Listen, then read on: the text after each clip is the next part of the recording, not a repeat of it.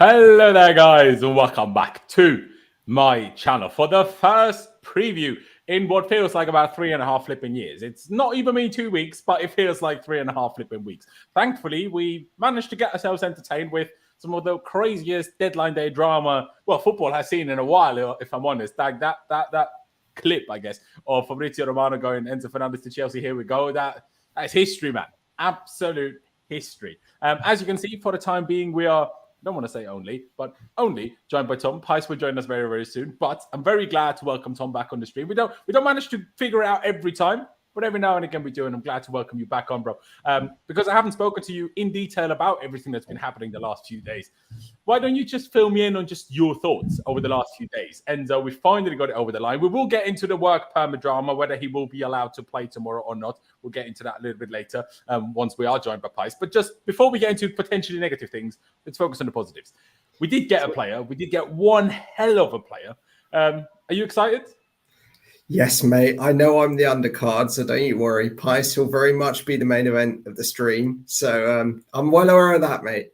However, Enzo Fernandez, in the words of Fabrizio Romano, unbelievable business from Chelsea. I was taking bets with my good mate back where I am here, and I kept saying it's not going to happen. Benfica are just going to say we can't take no for an answer, and it will just be no.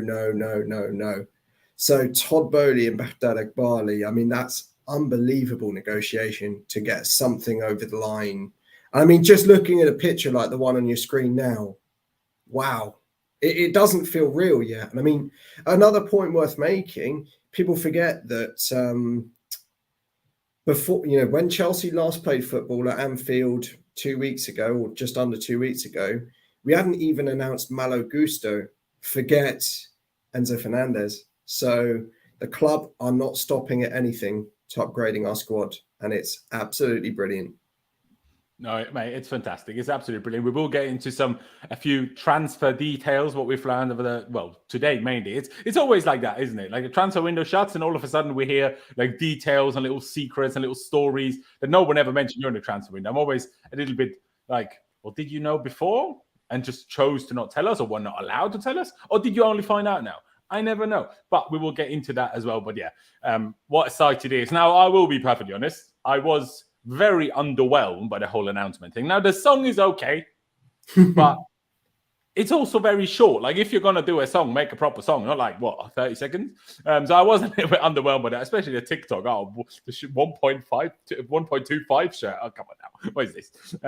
But hey, let's not dwell on things that are too negative. At the end of the day, we've got a fantastic, fantastic player. I will get to Pice in just half a second. Thank you for coming on, Pice, as always, bro. One other question for you, Tom.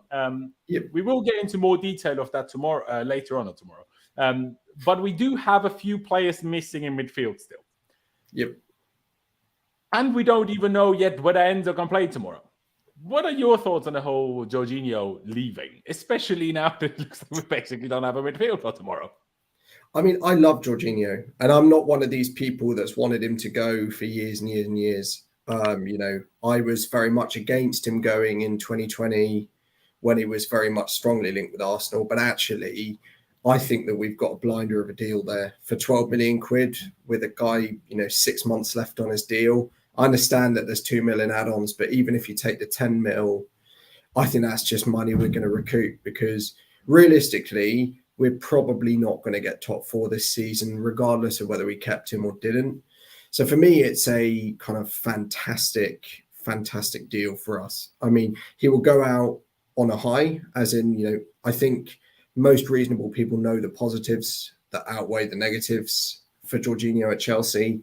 But for me, that's an offer that's too good to turn down with 6 months on his deal.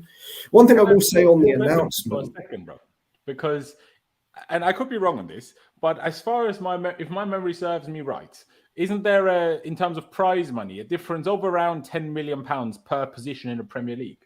So not having a midfield tomorrow, imagine we don't win. That could be a position in the Premier League table. So then that's exactly the same money we got for Jorginho. So is it then worth it? I think it's worth it. I don't think it's 10 mil. I could be wrong on that. I could be wrong on this. So, yeah, and I mean, I saw Matisse make that point on Benfica's stance on Enzo, that actually each round in the UCL you get about 10, the prize money's crazy. And actually that might be something, that might be why they don't want to take the money now. I really don't think that the board really care about our league position this season hugely. I mean, I think the money itself, in the fact we can record the 12 million as cash right now, is very different to prize money, which I think comes in installments, although I could be wrong on that. I don't know if it comes in installments, but you might make a fair point that it might only come after this financial year, which obviously finishes in May or June. So that is actually a fair point by yourself. Yeah. And another thing I'd say on the announcement is I'm actually quite glad that they've not done too much. They've not overdone the announcement. I mean, I think sometimes that can be, it brings over a lot of eyes to him. Whereas I think it might be good to just let him settle, not too much fanfare, although he's had some good content. Let's see how he does. And I think that the club... I feel like when you're the record-breaking Premier League transfer, I think the eyes are there no matter the announcement, if I'm honest, bro. But yeah. I hear that as well. I just like, we did it in a restaurant with some flowers in the background. It's February. It's not like it's not spring. What was the flower background doing? I don't understand. I mean, I get that it suits his hair color and that, and that's probably the logic behind it. But love the song. The song was great. Yeah, the song's good again. But I want to know, is there a full version? I don't know. I don't know. But hey, fair play, to be honest. No, fair play. I understand the whole money perspective. It's just, to me, I don't believe that we couldn't have signed Enzo if we didn't let Jorginho go. And I'm like you said, do the owners care about 10 million or not? I doubt it. They said it's irrelevant. They said that worth... Sorry? Yeah. They said that Jorginho going was completely unrelated to whether Enzo was coming or going. And I think, I guess if you think of it that way, that also means it didn't matter in terms of having the money. Yeah, no, exactly. And that's why I'm like, why? I know the season is kind of a write-off to some extent, but then again, we filled our squad well now. Now, I know we can only register 3 of the guys for the Champions League, but I mean, we've won the Champions League in more desperate positions before. So like, being in a position where you then only have one DM who's not even an actual DM for the rest of the season, to me, doesn't sound smart. I'll be honest. I understand the money, but it just doesn't sound smart to not have an actual DM in your squad. Even if Jorginho isn't even a real DM. But now we have even less of a DM, which is just, to me, weird. Pice, I didn't want to even make this negative. So, Pice, make it more positive. How good is this picture? Now, obviously, you were here on the announcement stream. We were all gassed. Well, we finally got the pictures. How excited are you? Before we take it back to negative, because he might not be able to play. We'll get to that later. But just the fact that he's here, it's bloody good, isn't it? Yeah, good to be back on. I think it's a very good signing. I hope he can play tomorrow, but I guess we'll have to wait and see. Yeah. But yeah, I mean, the media has been, I guess, somewhat interesting. Some people like it, some people don't. I think the picture quality is amazing. I think they could have, I know they actually, the first thing they posted on him was like a short video, like coming soon, and I actually think that was the best video. So I think they should have probably made that a bit longer, but I mean, who cares? For me, it's about what he does on the pitch, and I'm looking forward to seeing him, whether it be tomorrow or next week. No, exactly. Although I do think we do need to change our media team. To be fair, the Lukaku announcement that we had was actually really good. It's just that Lukaku was, not. But the Lukaku announcement, the whole, with the old school TVs and what they had, and with the clips from his first spell here and stuff, that was good. But other than that, in my opinion, since Havertz, we haven't had a decent announcement of anything. But hey, at the end of the day, even Chelsea replied to Rising Ballers on Instagram. Chelsea spent all their budget on transfers, so now we couldn't make incredible announcement content. That is great banner.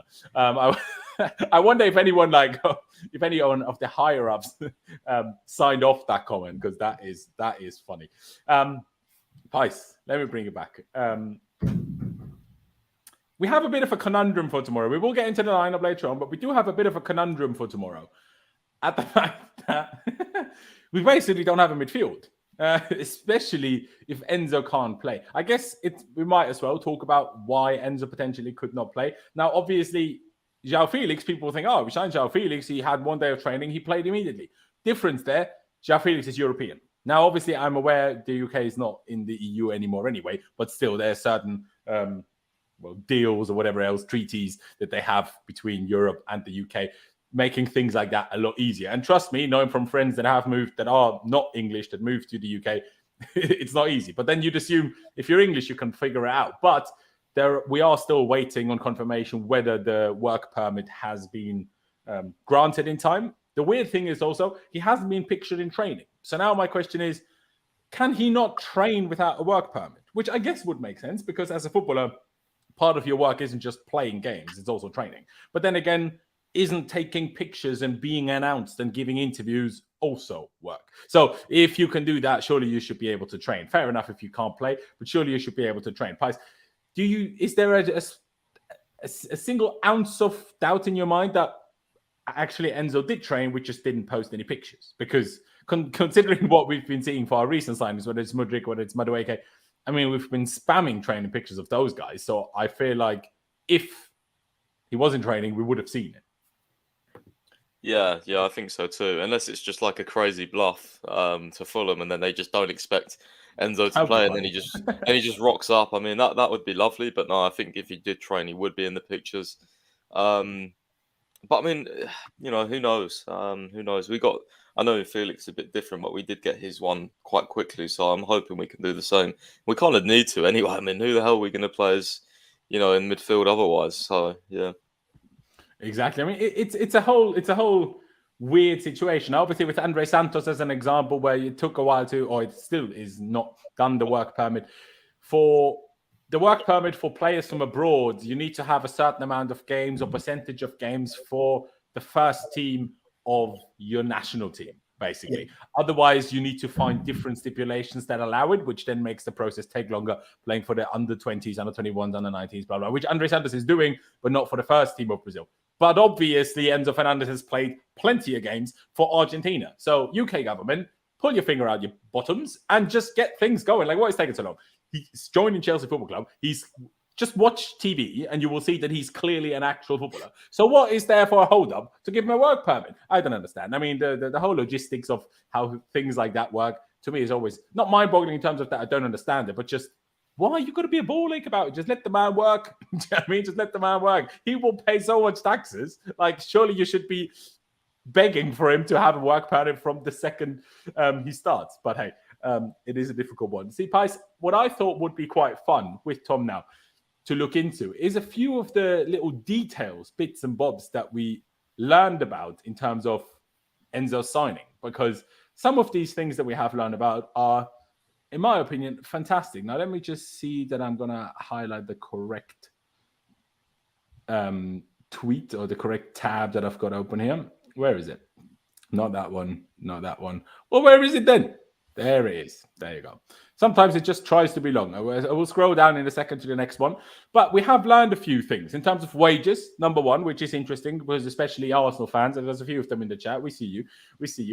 Like to say, like, oh, they only go to you for money. Weird how they earn less here. Enzo Fernandez was sold after hearing the plan and sold, not necessarily sold by Benfica, but sold, I want to come to Chelsea. After hearing the plan for Chelsea to be competing for the Champions League and Premier League every single season, as well as his after-tax salary reaching £5 million a season. Costa described Chelsea to Enzo as a club in turmoil and new owners making poor decisions. Well, Rui Costa, I think the only one making poor decisions is you, taking so long to say yes, quite frankly. But sure. But yeah, £5 million a year equals to about £100,000 a week. Obviously a little bit different. I mean, I could do the calculation if I would, unless we have any maths geniuses here that what is 5 million by 52. Go on. Well, it's a tax at 40% though, which means it's probably nearer to 200 or 100. Yeah, but as far as I'm aware, at least I'm never sure anymore after recently. But the numbers we hear of player wages is always after tax. So when you compare it to others, if 5 million a season is his after tax, like for example, Lukaku was on 12 million after tax. Ooh. As just a comparison of an example. So on that note, I mean, Mudryk is on what, £97,000 a week? Enzo Fernandez on now, let me just quickly do the calculation so we know exactly. But £5 million a season, sure, big money in terms of the transfer, but we're not being idiots in terms of giving out these stupendous contracts, except to Raheem Sterling, obviously. But apparently he will get a wage cut if we don't qualify for the Champions League, which is good. But in general, Tom, do you care at all about the wages? Is that a big thing for you? Obviously, when it's Mount contract talks, everyone's like, oh, Sterling is on this, Hudson-Odoi is on this. Everyone always brings them up. So I feel like they are kind of relevant. So if he's one of the guys that we're going to build the team around, it's good that he doesn't start off with the craziest wage, isn't it? Yeah, for me, mate, wages are really important in terms of on so many levels, because I think the biggest miracle of the window in some ways, I mean, forget the fact that, Todd Bowley and Barney have spent so much money, but to bring in two signings that are near to our club record, one on 97,000 a week and the other on what? Seemingly both the same, roughly. Bobby's around 97 a week. Two players near to our record, while we've got players sat on £250,000 a week. I understand these guys are younger players, but that's how they managed to persuade someone to sign for 8 years on that wage, even if there's a wage. Promised them raises, surely. You must. Yeah, but even if it's not going to double his wage. That it won't double or get anywhere near the highest earners in the squad. You wouldn't think, anyway. Not for the next few years, anyway. Maybe in 3-4 years we'll give him proper raise to up in those realms. But it's an interesting one. I'm still kind of sitting here waiting, and God knows when we're going to find out. But we have obviously learned about these bonus-based contracts that Chelsea are giving out to the new signings since the new ownership has come in, as well as getting a reduction if we're not in the Champions League, because we make less money. So it makes sense to pay them less money because it's them that failed to qualify us. But the bonus, what exactly those bonuses entail is very interesting, because obviously for attackers, very straightforward. It's probably a number of goals, number of assists, this and that. But what is it for a DM? Is it going to be clean sheets? I mean, he's not a real DM. Let's just say a midfielder. Is it going to be goals? Is it going to be clean sheets? Is it going to be assists? Those are all performance as well, I guess. Exactly. It could be number of sprints per game. It could be distance. It could be anything. Like in the NFL, it's very common that they have very sort of what we would presume as minuscule stats to be very bonus based in terms of how do they get any extra for hitting certain stats and stuff. So it is an interesting one. Pies, what do you think? Now, Bobby did the calculation. I had done it as well on my screen, but he helped us out by putting it in the chat. Around £96,000 a week. You seriously can't complain about that, can you? Oh, mate, it's so impressive, honestly. What these owners are doing from just top to bottom, really, but the contracts especially, like in terms of the salaries, I mean, I don't know how considering what we've seen in the past, I don't really know how they're convincing these top players to sign for. Okay, it's not so cheap. I don't know. It's obviously an increase from what he was on at Benfica, but yeah.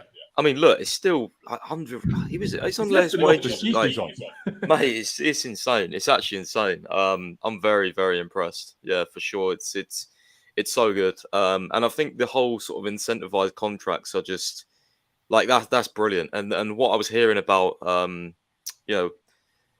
not hearing really, but reading about, the deductions if we don't qualify for the Champions League on certain players, that's just going to want to make them play better, and that's going to want to make them try and finish in the top four. Because at the end of the day, as much as players like playing for Chelsea, every player cares about money. Most, let's be honest, except except some players, the very, very few. But like your Raheem Sterling's and the others, Koulibaly, I think they're going to want to stay on the same wage. They just are. No one wants a pay decrease. So I think that's a really, really important bit of information that came out recently as well. Exactly. And the next bit of important, interesting, call it whatever you will, is this bit. Again, it came from Duncan Castle and Dom Roddy. I was with Duncan Castles in the last few days. It's Duncan Castle, so we can't take it that seriously, which I still stand by. But hey, we'll talk about the rumors at least. I feel like in hindsight, stories are always more believable by anybody than when it's like on the hour news like that you get on a deadline day where Duncan Castle is like, oh, it's off. Well, to be fair, in hindsight, we heard from Fabrizio at around 8 p.m. it seemed off. So maybe he was actually right at the time. We just found a way to figure it out regardless. But as you can see on screen, ladies and gentlemen, Benfica agreed to sell Enzo for £88 million if he was to join in the summer. But I think as far as it was worded, actually go back on loan to them, to Benfica. But Enzo insisted he and his family wanted to move immediately. Pais, what you make of that? Especially after we saw Jorginho, I'm very flipping happy that didn't happen. But even despite of that, as much as I would have been gassed regardless, even if we only got a deal for the summer, because we still would have gotten a super player at some point at least. I'm I'm still very happy we got it done. And I find it very interesting that we actually had an agreement found for the summer and still didn't go with it because seemingly mostly it was Enzo that pushed. So what do you make of that part? I guess I also understand it because you got to think, if Enzo only joins in the summer, chances are we won't be in the Champions League next season. So next season is only really the league matters. So this season, there is still a Champions League to play for. So maybe that was his thinking. But what do you make of it in general, that we did have this agreement, but we kept trying to make sure we get him for now? Are you happy with that? Are you surprised by that as well? Of course. I mean, I was saying constantly, I think, I thought the actual sort of middle ground would be to agree on a summer deal. But, as closer as we got to deadline day, and then I found out we sold Jorginho, it was like the summer thing was not even negotiable for me. Like, you had to get him now. Like, otherwise, like on deadline day, we would have had to sign someone, in my opinion. So, even now that we've got Enzo, we don't really have a backup six. Now, maybe Andre Santos is going to come back into the picture. I know there's been some news of Chelsea trying to get his work permit as well. But, I mean, I'm gassed. I mean, I love him already. He's Fabrizio and loads of other people were saying he was obsessed to join us. He wanted to join us so badly. So, these are the players we need, bro. I'm gassed that he's here. I like, I've watched his interviews. He seems like a good guy. He was talking about improving his teammates as well, not just about himself. So I like that. And I'm just gassed for it. I was on my knees for him to sign, man. Honestly, I was. Oh, mate, you should have seen the state of me on the deadline day, bro. The last hour when Fabrizio was like, I'm going to have some information soon, bro. I couldn't handle it. I was on my knees. He signed. No, exactly. And Vic, just to clarify, the report was that if we had signed him for the summer, we would have still signed him now, but loaned him back to Benfica until the summer, like we did with Malo Gusto. So, yes, we could have done. And even then, it would have still been an 8-year contract. Right? It's 8 or 8.5. That really doesn't make much of a difference. I will be perfectly honest. One other thing that is very interesting, Tom, actually, I will let you answer this before, my bad, because we did also learn a little bit about in terms of who the backup could have been, would have been, had we not managed to get Enzo over the line, which I also found very interesting. But Tom, in terms of this, that we found out here that we had this agreement for the summer, but we pushed, and Enzo himself pushed to make it happen in January. Does that fill you with positivity? It's always good to see and hear that a player is really just excited and adamant about joining you and also joining you ASAP. Yeah, and I mean, for me, I think that 88 million in the summer would have made sense if Jorginho had stayed. But for me, the 12 million for Jorginho up front pretty much pays for the uptick in fee between now and the summer, given that we have only paid a proportion up front now. So, yes, I mean, I think, given that, I say we've just had 12 million pounds in cash, or 10 million pounds in cash, from a club finance perspective, it doesn't make much of a difference now in terms of, some people might go, oh, why would you waste 17 million quid? I mean, it doesn't work like that. And as I say, with the money coming in, it's a good deal for us. And I think Enzo's family want to go immediately is an interesting one, given that they only moved to Benfica 6 months ago. Mm-hmm. I think perhaps it's the idea that actually he doesn't want to be part of a bidding war in the summer. He wants to be settled, and he wants to settle in at his new club immediately, and doesn't want to risk injury before the summer, I suppose. But I would say it is quite interesting, because for a player like that to make this move in January is not easy. And I mean, it shows some guts, with him. People say he pushed in a professional way. And yes, he did at the end of the window. I might be wrong, but he did miss 2-3 days of training in the middle of the window, did he not? And I mean, at the very beginning, it seemed to be a whole. I feel like different reports. First, it said, he just without permission went to Argentina and didn't train. But then this was never really confirmed that there was no permission, and they didn't seem to be particularly pissed off with him. So I don't really know about that one. I think he missed 1, maybe 2 days now before the move completed. So nothing too serious. Yeah. Hey, I mean, Vic said it here. Fabrizio said he was obsessed with joining Chelsea, pushed for the move, but in a very professional way. So that's always good to hear. Like you're not in this in our group chat, but with Pies in the group chat, where I was saying to you, I'm not a fan when players act disrespectfully towards No. their parent club just because they're trying to move. Because if they do it to them, they might do it to us. And look at how we talk about Thibaut Courtois. And I don't want another Thibaut Courtois situation with any player, especially a player that I like. Do you know what I mean? So, I think it's always important when madness are an important thing. I don't care the industry that you're in. To know how to behave is an important thing, in my opinion, when judging people. Would you agree? I couldn't agree more, mate. I mean, I've often got some flack for saying it, but I just think it's never the right thing to do to, skip training or to publicly make statements asking for a move, because you've agreed. Look at Caicedo. I mean, he made a whole Instagram post that arguably sounded like he was literally leaving already, and now he's still stuck there. Like, what are the fans going to think about that? I mean, the player has signed an agreement to stay at Benfica for 4 years.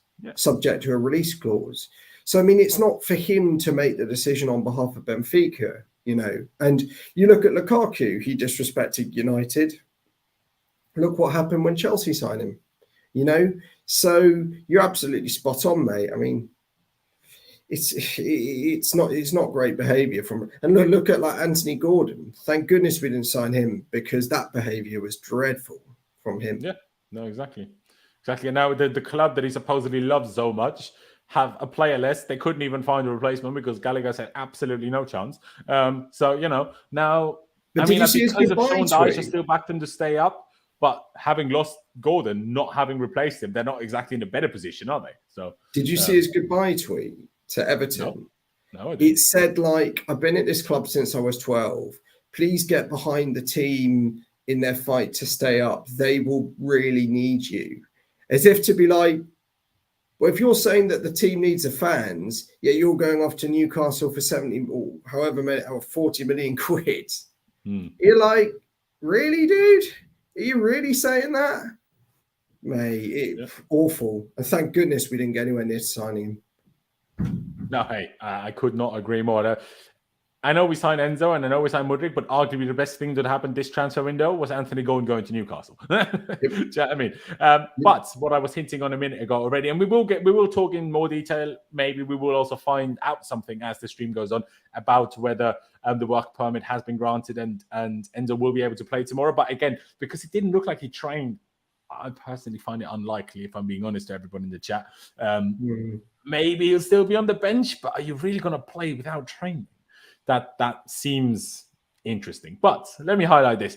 As Bali was fine-tuning the structure of the Enzo Fernandez transfer with Benfica, Bowley decided that he would personally follow up on an email a member of the club's recruitment staff had sent to Fiorentina about Sofyan Amrabat.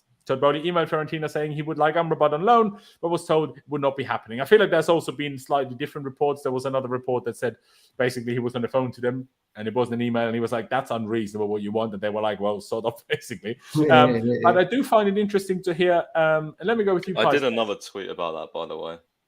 Oh, did you? I'll try to go find that as well in a second. But in general, Sofyan Amrabat, especially when you compare it to other defensive midfielders that we have been linked with. I wouldn't obviously I wanted Enzo, but if we're talking backup options, I think Sofyan Amrabat would have been a reasonable player to see as a backup option. Hey, to be honest, I would have liked us to sign both. Now that Jorginho has left, I would have quite liked to have Amrabat as a backup DM, if I'm honest.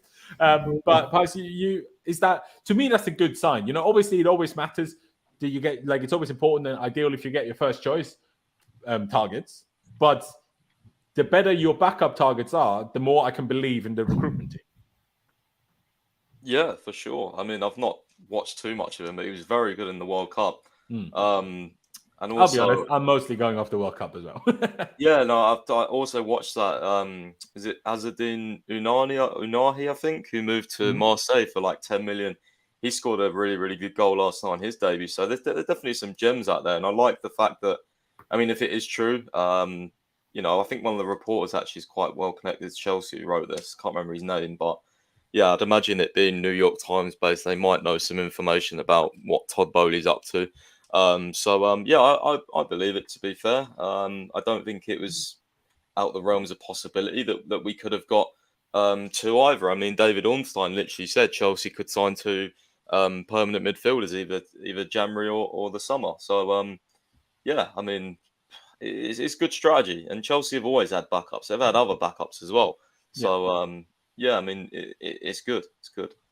It is very good. It is very good. One other thing that I do want to highlight, even though we're kind of past the Enzo thing already, so I guess we'll touch on it after we've gone through all the ownership stuff, because I want to give a bit of a shout out to Mr. Berat Eghbali, because number one, I'm a fan, and number two, it's the next thing, bloody too many tabs open. I'm a big fan of Berat Eghbali. I think he's, until this window, is kind of gone under the radar a little bit in terms of how much involvement he will exactly have. But what we've seen this window with Mudryk, with Enzo Fernandez, and I'm not sure if he was involved with any others, but at least the two big ones. And here's an example of that. Day of the Mudryk hijack, Berat Eghbali called Shakhtar CEO Sergei Palkin to say, "I'm here." Palkin replied, "What do you mean here?" And Eghbali had already checked into Shakhtar's team hotel after flying over by private jet. Again, I can only repeat myself. I'm not sure if you watched it, Tom, but it's got Gus Fring from Breaking Bad written all over it for me. My guy is just an absolute, like, just I don't know. It's just like a mafia boss in the best way possible. Mate, it's a work ethic. And my God, that Mudryk deal must have taken so much energy, so much time. And he's straight off to Lisbon, been in Lisbon probably about a week now, figuring out 20 hours of negotiations, they said, mental stuff. 20 hours on the final day. But remember that there were about 3 or 4 days before that. I mean, it's unbelievable. And the fact is, what I love the most about clearly Eghbali is that they've got themselves at the top there, but they put in the right people at the right levels so that they're there to make the difference at the closing stage of a deal. But in fact, figuring out who the targets are, that recruitment tree that's come out today in The Athletic about our actual sports structure, they've done well in that they can do this, but they've realized that they're not the best people to do, identifying the players. And they brought in people to do that on their behalf. So I just think I love the structure that they're building. And then you've got someone like Eghbali, who can just go there, be the mafia boss, get the deals done, be the finisher. It's just so good to see after stagnating for about the last 5 years. No, exactly. I assume you've got similar words, Pice. Like, again, I know you don't know the Breaking Bad reference, but regardless of it's Breaking Bad or whatever it may be, he just looks like and just comes across like this proper mafia boss, doesn't he? Like, let's be honest. Well, I don't know if you can get the pictures up, but they was at training as well today, and Eghbali's just he's like a mafia boss, bro. Don Eghbali, bro. He is that guy. Like, that is honestly that tweet was it's brilliant. Like, it's so funny. Just like, I'm here already. What do you mean here? Like, it's brilliant. Although imagine if while Eghbali was flying out there, the Shakhtar president had gone somewhere else, and then Eghbali is like, "Well, I'm here," and then the president would have said, "Well, I'm not." That would have been a bit of a stinker. But thankfully, that didn't happen, so we don't have to worry about that. But yeah, I'll get up the picture. Go on. Eghbali would have got the keys and just let himself in, bro. He's that guy. He's him.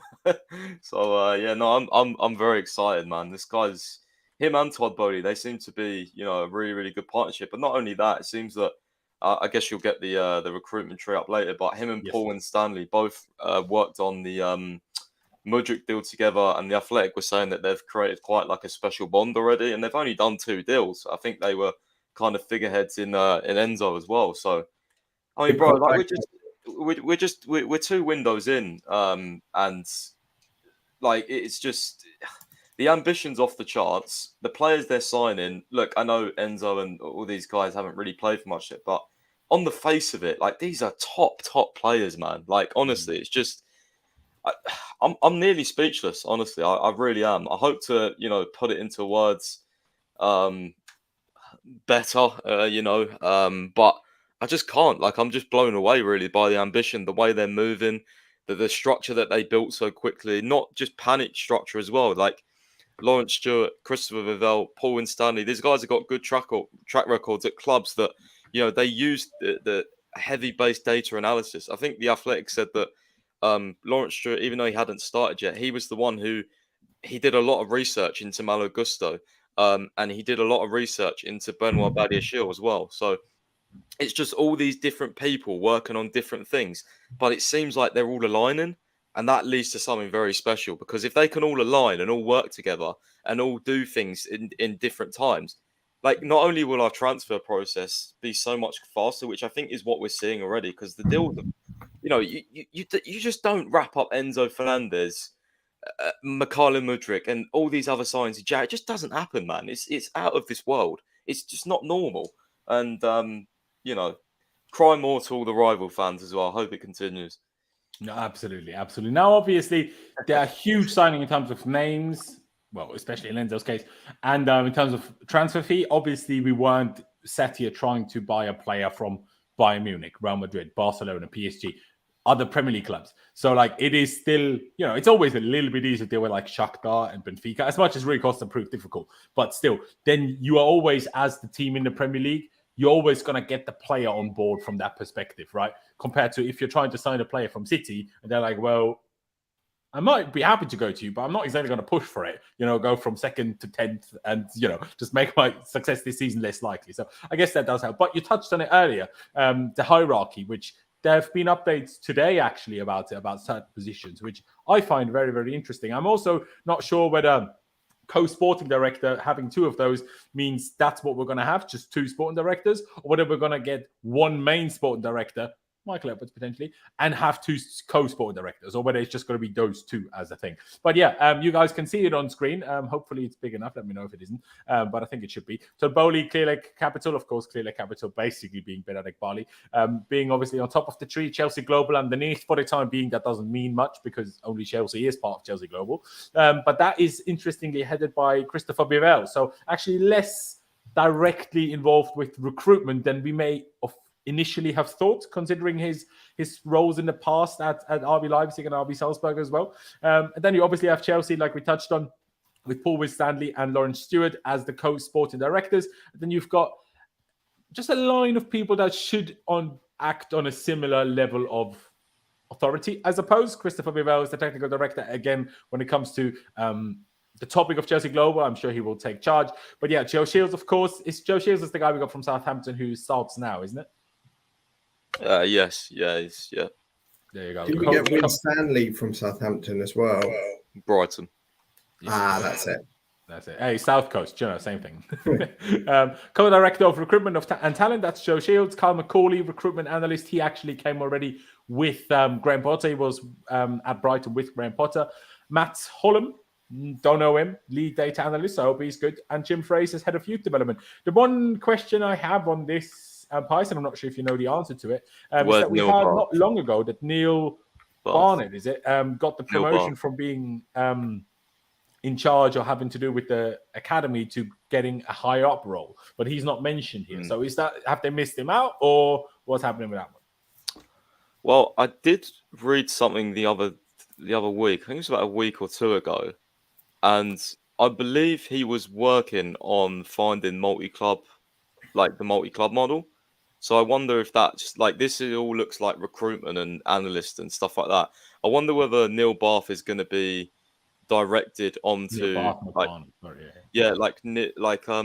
directed onto specifically the multi-club model. And obviously when he finds the clubs and we actually buy them or get minority investment, maybe he'll be the head of I don't know, who to put out there, who's tracking all that sort of stuff. That's what I think, because this tree looks like, recruitment specific and analyst, whereas I feel like Neil Bath could be the multi-club guy, because that's not mentioned once on here. And I found it interesting as well. Because it is kind of, don't you think? Isn't that what Chelsea Global means? And then it points at Christopher Bivell. Well, yeah, I guess so. But then you see Paul Winstanley and Laurenz Stewart. There's 2 there working together. You see analysts Cole McCauley and Matt Hallam, who I don't know, they're working together. So I feel like there might be 2 people for each position. So maybe it'll be Vivell and Neil Bath on the multi-club global model. That's what I think could happen, because he's not mentioned on here. So I feel like that could happen. Interesting point I would make, guys, which I guess it's not a slant at the previous ownership at all, but the fact that we're able to create this diagram, or the Athletic have been able to create this diagram, right? I don't think there was ever a point in the Abramovich ownership, especially not 6 months in, where you could create an organizational diagram like this that shows exactly how the club was operating. And I think that operation... we don't know how spot on the Athletic is, but yeah, no, I do agree. Yeah, but I mean, the fact is that it just feels as though the club have a long-term strategy, rather than kind of flying by the seat of their pants, which they were at times under Roman. Like at times it worked brilliantly, at other times it really didn't. I think the Roman Abramovich era in general was very, very sort of private, I would say. Yeah.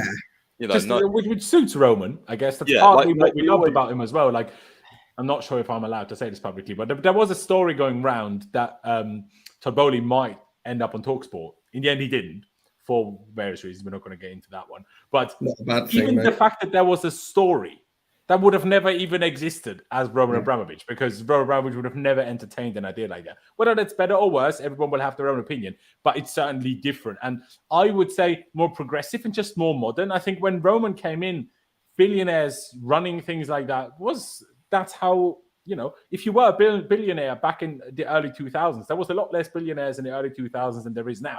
So and life's moved on. The world has moved on since 2003. Things are going to work slightly differently. But you touched on it in terms of and the old ownership, you would have had Roman at the top, Marina straight below her, and then no one knew.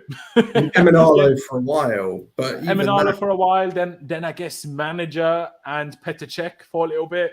So it's like, who really knows? And then Neil Bath had the youth team development, but then who were all the other people? We had scouts, but who was in charge of the scouts? Was it Cech? Was it the manager? Was it Marina? We didn't know for sure. Pice, I'll ask you, and we can get Tom's thoughts on that after as well. Do you still think that there is a chance that we could get Michael Edwards in the summer, or do you think we're going to leave the structure as it is now? What I would mention as well, I didn't tweet it out, but The Athletic did say in the article that Bedadik Bali specifically believes that this is the core, like they've built the core, or he's built the core structure now. And further, I think it was data-led analysis people would be coming in the coming months, but he believes the core team is built. So it doesn't mean to say that Michael Edwards couldn't come in some sort of role as such in recruitment or analysis, but in terms of like a sporting director, I feel like will be these two. I feel like, I guess, even though I see what you're saying, I guess maybe they could see Michael Edwards as some sort of cherry on top, where they're like, this is the core, we're going to be fine with this, but if we can convince Michael Edwards of coming, I don't think we're going, like, if we find, again, it was reported, sorry, I can't talk today, it was reported elsewhere in the past that Michael Edwards was actually impressed by our project. He just wanted to take some time out of football. So if he's impressed by our project, and most people agree he's one of the best in the business at what he does, if we have the opportunity to get him, I don't think we should stay away. Do you know what I mean? Yeah, no, 100%. One of the concerns I did have was, originally when we started hiring all these people was, the question was kind of worldwide, do we have too many cooks in the kitchen? But fire's going off in a good way at the moment, so keep bringing the cooks in because it seems like we're doing very well. So yeah. Absolutely. Tom, I'll get your thoughts on that in a second as well. You people in the chat, I love when I look at the chat and there's just people beefing each other, and then 2 minutes later they are best friends and they're saying sorry to each other. Hey, I was looking at that too. I respect it. But ladies and gentlemen, if you have thoughts, on terms of things that we are discussing, add those. If you want to use the super chat function, of course, do that. With nearly 500 people watching, which is huge. So please do subscribe if you haven't already. It's always massively appreciated. We're on the road to 20,000 subscribers, doing very well recently. So hit the red subscribe button if you haven't already, and hit the like. Let me check how many we're on, because we're definitely not on enough considering we have nearly 500 people here. We barely not even hit 100 likes. So let's get to 200 likes like instantly. All of you, go down below, hit that like button. We will just keep talking. You will keep listening. On screen is not that interesting right now. Just go down below and hit that button for me. We massively appreciate it. It really helps me spread these videos and streams out to more people. But Tom, the structure, you touched on it already, the fact that it is there, but is there anything, like whether it's to Michael Edwards, would you still like to add something to it? Or are you just, okay, let's see what we have right now. Let's go with that for a while and see whether this is good enough, or would you like to add someone like Michael Edwards in the summer if that's possible? Well, firstly, Laurenz, I'm looking forward to the first kind of relationship that's emerged from the chat of the Laurenz Vescoli football stream. And when the day it happens, I'll be there to enjoy it. Secondly, as Mohammed correctly says, it will take me weeks to get over it if any one of you watching the stream right now does not like and subscribe. All right? Because if you don't do it, it'll be worse than Anthony Taylor going and red carding Enzo tomorrow. I don't even know if he's refereeing the game. He's probably not. All right? So if he might just turn up to Enzo's hotel if he's not playing and give him a red card anyway. And that's all if you don't like this video. So go and like the video, okay? On Michael Edwards. Yeah. I think we might try and persuade him. I'm not certain that we need to bring him in above what we have now. All I would say is that if we do, it might be a good man to have as a go-between between Winstanley, Stewart, the five gentlemen below, and Todd Bowley and Egbali, because it might be that they want one guy that can be the liaison between the club and the owners. And I guess they haven't really got that yet. That would be the only thing I would look at and think that is where he would provide the best addition to what we've already got. And I guess as well, if it's not working out in a year or two's time, then they'll do it. So yeah, that's an interesting point you make there, actually, because I guess if the owners are as involved as they have been right now, then I guess you don't really need that liaison because they're so close.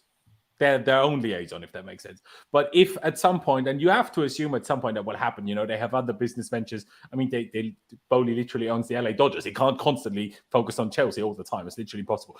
The same goes for Roman. He has other things to do than just Chelsea. So then if that ever so happens, say from the summer onwards or whatever, or after the summer, that is actually a fair shout that maybe that kind of person would be interesting. That would be interesting. Boys, I know Tom doesn't have that much longer, so I do want to get into this conversation as well. The team, right? We have some injured players back. The good news first. Reece James is back. Ben Chilwell is back. Raheem Sterling is back. Ruben Loftus-Cheek is back. Even Wesley Fofana is kind of back in training. Will join proper full training next week, but not ready to play yet. But the other aforementioned are fit, are available, but not to play 90 minutes. So it's going to be very interesting how many, if any, of them start tomorrow and potentially come off after an hour or so. But where we come back to the downer is that unfortunately Mateo Kovacic and Denis Zakaria are still out injured. Especially on Kovacic is a gutting one because, again, apparently he picked up that tightness in the calf at the end of the game against Palace, then missed the Liverpool game, and we was basically told he'd be back for Fulham. It shouldn't be an issue. And now we're a day before playing Fulham, and he's not flipping back.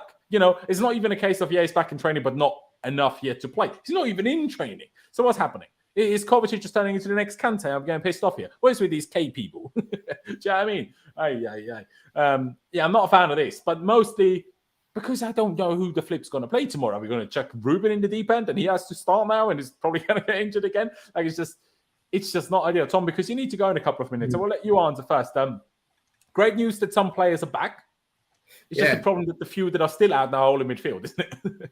Yeah, I mean, I think all roads probably lead to a back three, unfortunately.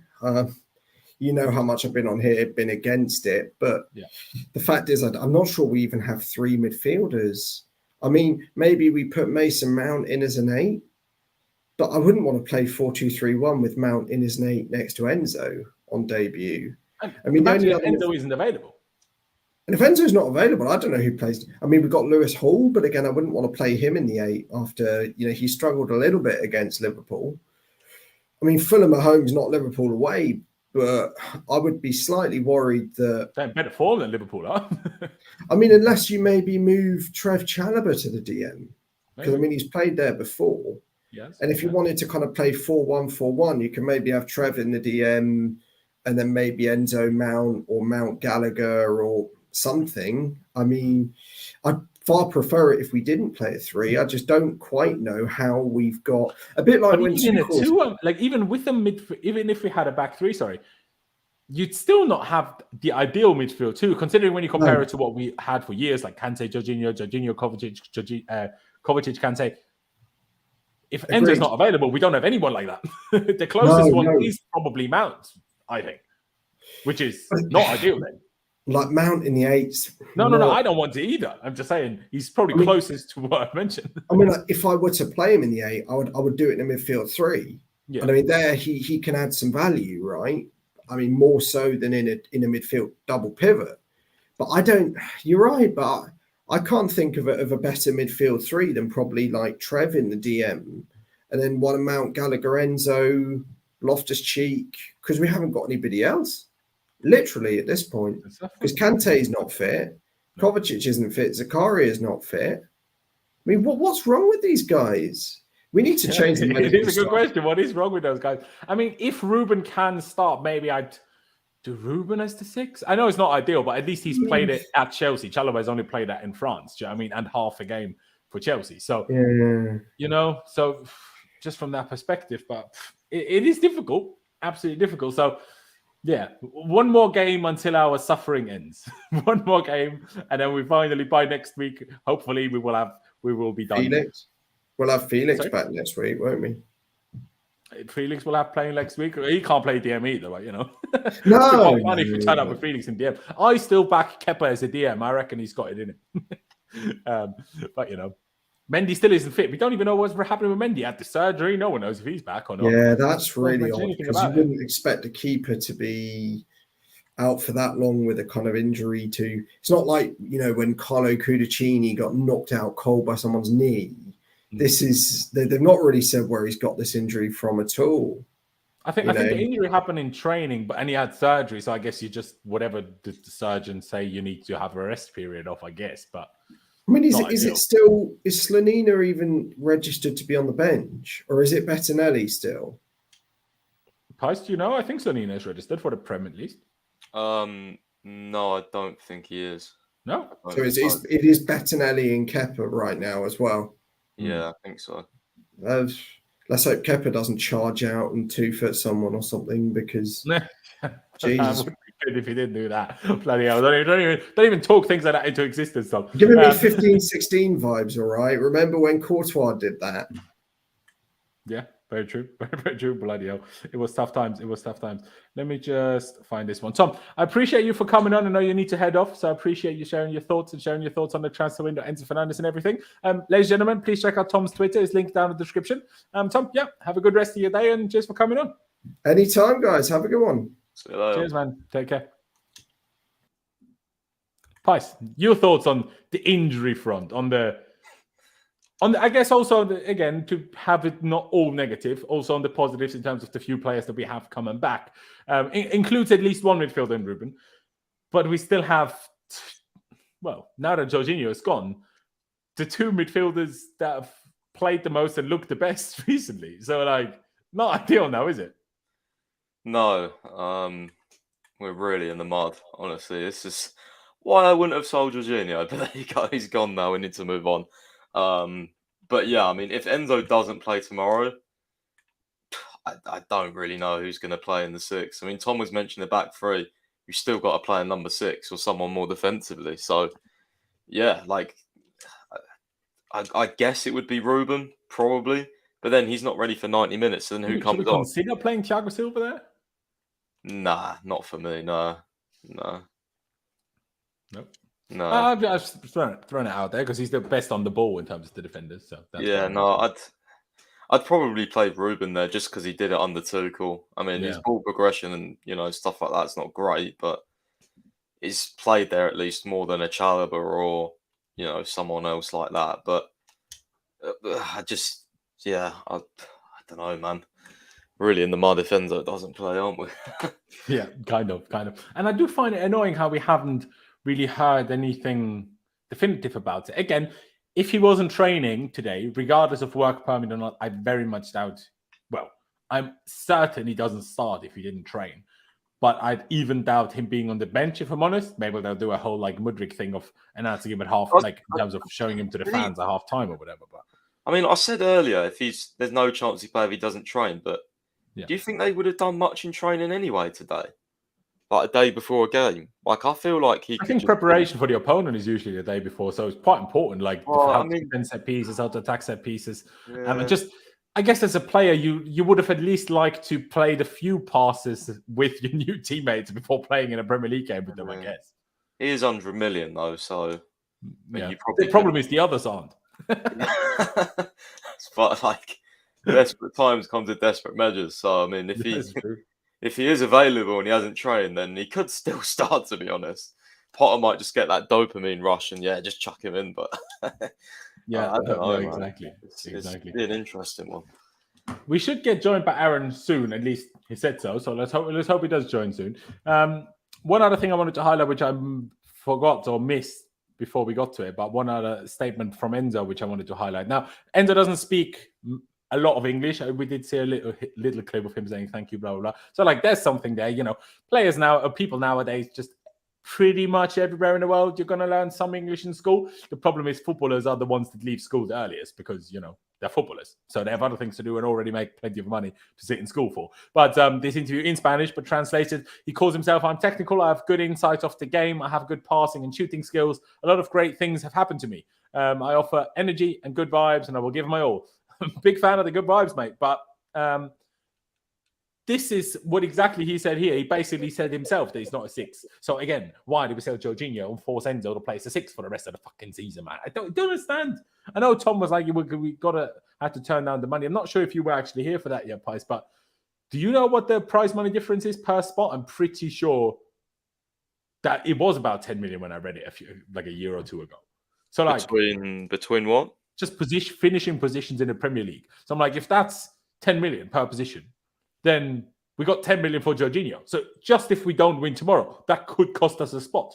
Do you know what I mean? Yeah, no, I'm not sure on that, to be honest. Not the best person to ask.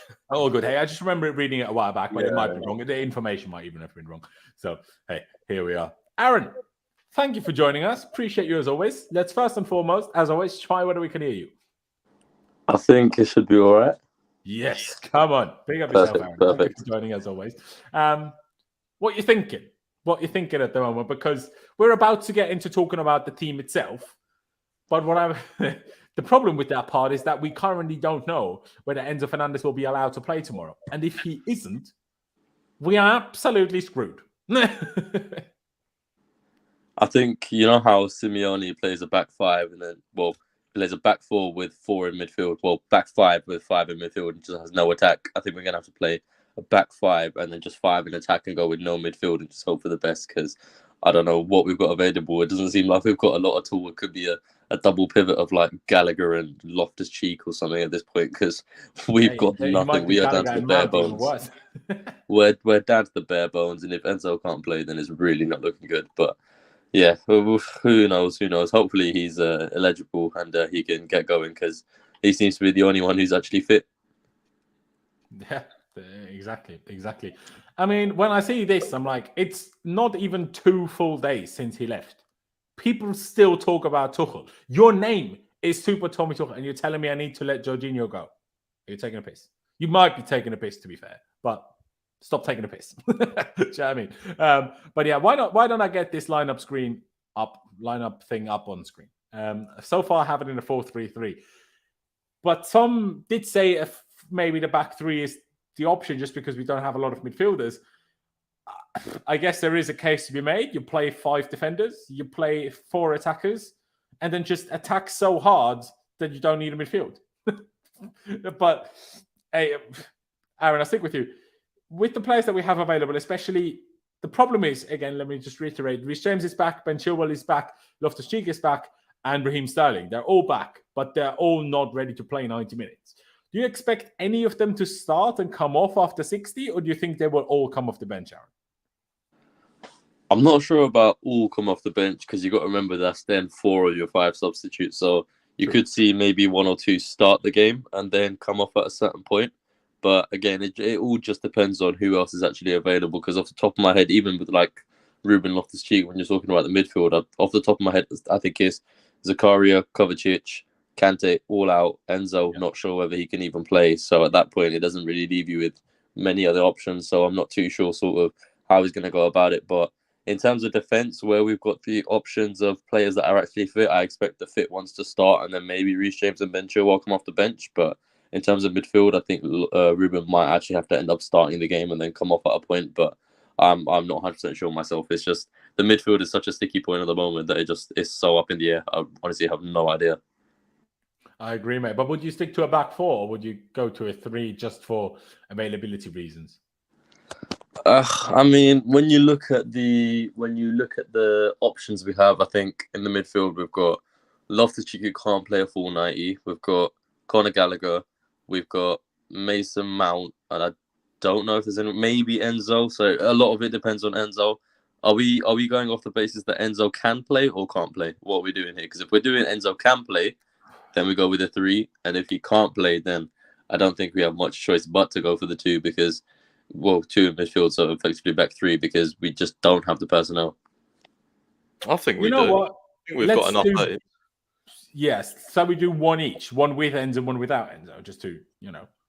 I still think no matter what though. That's what I was saying. But then when you're saying you still think we can, we've only got Mount and Gallagher who are fully fit. Loftus-Cheek can't play full night. Chukwuemeka, forgot about that. Lewis can play in midfield, obviously. Yeah, we've got enough 8. We just don't have a 6. Yeah, just not that good. No, I think it's a 3 no matter what, because when you read off the other midfield names, 3 or back 3. Makes sense. I don't know, midfield 3, because it makes a lot more sense now. The names that I didn't think of, you can actually field a good enough midfield. Yeah, there you go. But you don't see a back 3 happening in terms of then having wing backs which can help the midfield out. You think a back 4 is more likely? I think maybe you switch to a 3 later on in the game when you have like Reece James and Mitchell on the pitch, but I don't think they'll start, so I don't think you go with a back 3. You could transition into it at some point, but I wouldn't start with it, no. First, Pice, you agree? I assume, knowing you and your, like myself, the preference for the back 4? Yeah, 4 at the back. Absolutely. Well, we'll get into deciding what exactly we will do midfield 3-2 or 4-2-3-1 or midfield 3. And we'll get to that in a second. Now, we touched on it already. Mendy still isn't fit as far as we're aware. So Kepa in goal is the obvious choice. There's a lot of obvious choices happening here with the centre-backs. Now, I hope that our good friend Graham Potter agrees, but it better not be Koulibaly that starts. It better be Badiashile, because after the 2 games he had, it would be, quite frankly, a war crime to put him on the bench again. That would be outrageous. So this would be my centre-back 2. Would it be your centre-back 2, Pice, or would you go with like a CHILWELL or a Koulibaly or anything crazy like that? Nope, that's my back 2. 2 games, 2 clean sheets. Keep them in. Exactly. Aaron, I assume you agree. I think anyone that disagrees with this is either a Koulibaly fanboy or mental. Yeah, with the way Badiashile's been playing so far, with two starts, 2 clean sheets, just how confident he is on the ball, how composed he is, you can't really take that out of the team and put Koulibaly, who's been a loose cannon. It's just, that's not what we need. If the player's playing really well, there's no need to take him out. Another thing you've got to probably mention as well is you need Badiashile's height against Mitrovic for me. Absolutely, because last time we played Fulham and we still lost, he was suspended. Now he's there. So, you know, we need to be careful with that one. Absolutely. Yeah, good point. Very good point. Fullbacks then. I think on the one side, CHILWELL is back, but I feel like he hasn't played in so long with obviously first the ACL injury, then he wasn't fully over that. Still played, but then got the injury, and that was a good while before the World Cup. Did he get injured after James or before James? He got injured before James, didn't he? Yeah, I think so, yeah. So, this is a long time ago that he hasn't played. So I very much doubt he's just going to be thrown straight in. But I hope if Cucurella starts, I assume it's not going to be Luto, but Cucurella, that he can maybe, if the result allows it, especially that Chile can get the last 15, 20 minutes, that would be ideal because we need to get him back to full fitness and sharpness anyway. But I assume you're all in agreement of Cucurella starting in general, Aaron? Yes, sir. Lewis Hall, don't get me wrong, I wouldn't mind him playing, but I think we go with Cucurella for this one just because he does need to start getting a little bit more game time because I feel like... I don't really throw Lewis Hall in as a midfield option, you know, so that's why that's not really available. That's the problem because when we saw him in midfield, he just didn't look convincing, so it's difficult. I feel like Anfield away is difficult. That wasn't the real him, I mean... You say Anfield away, I get that to a certain extent, but Anfield away in the past years compared to this year, more than anything, it's not the same. No, that's true, but you don't know that going into it, right? The nerves, you're still in Anfield, in the dressing room, you go through the tunnel, you still have the stadium around you. So the nerves for an 18-year-old, whether Liverpool are as good as they have been the last few years or not, the occasion is still going to be bigger than playing Fulham at home, right? Yeah, makes sense, of course. But I just think even with the midfield shouts, which we'll get onto at some point, but I just feel like with the names that we've already mentioned, I feel like we've got a few in there who are just a bit better in the position than him. I hear you, absolutely. Pice, Cucurella, yeah? Or would you put Lewis Hall, for example, at left back to start? No, I'd put Cucurella in. I think we need to start giving him a run now. You know, he's an expensive signing, and there's no point debating this. We bought him in to be our starting left back, and that's what he should be. But if there is more than 2 or 3 occasions in which there's an easy down the line through ball to Mudryk on, and he doesn't play it, he gets hooked immediately. Yeah, same goes with Mason he needs Mount. to start doing that. Same goes with Mount as well for that. Oh yeah. But you know, Mount is already long on the verge of should be dropped. The only reason he will play potentially is because of a lack of options. You know, otherwise he should not be playing anyway. And I think we all agree with this at this point.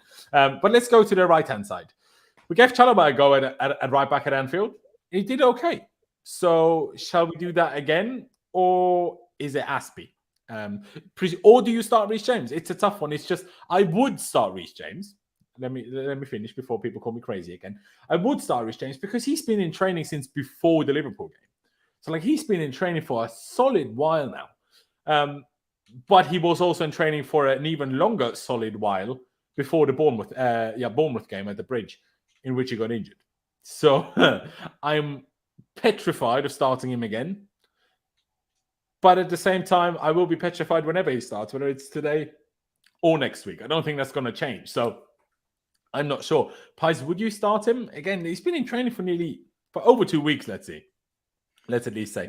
Is that enough for you to start him, or would you still... I found it interesting that Matt Law, last week said he would be fit to start this game. I thought, bit of an interesting time to put that out there. I feel like he might, But... Yeah, I don't know whether that was some sort of leak or I don't know. But the only other thing I was debating was obviously play Chalobah, obviously in right back, and then maybe if Reece James doesn't start, he then comes on in midfield for the player that starts.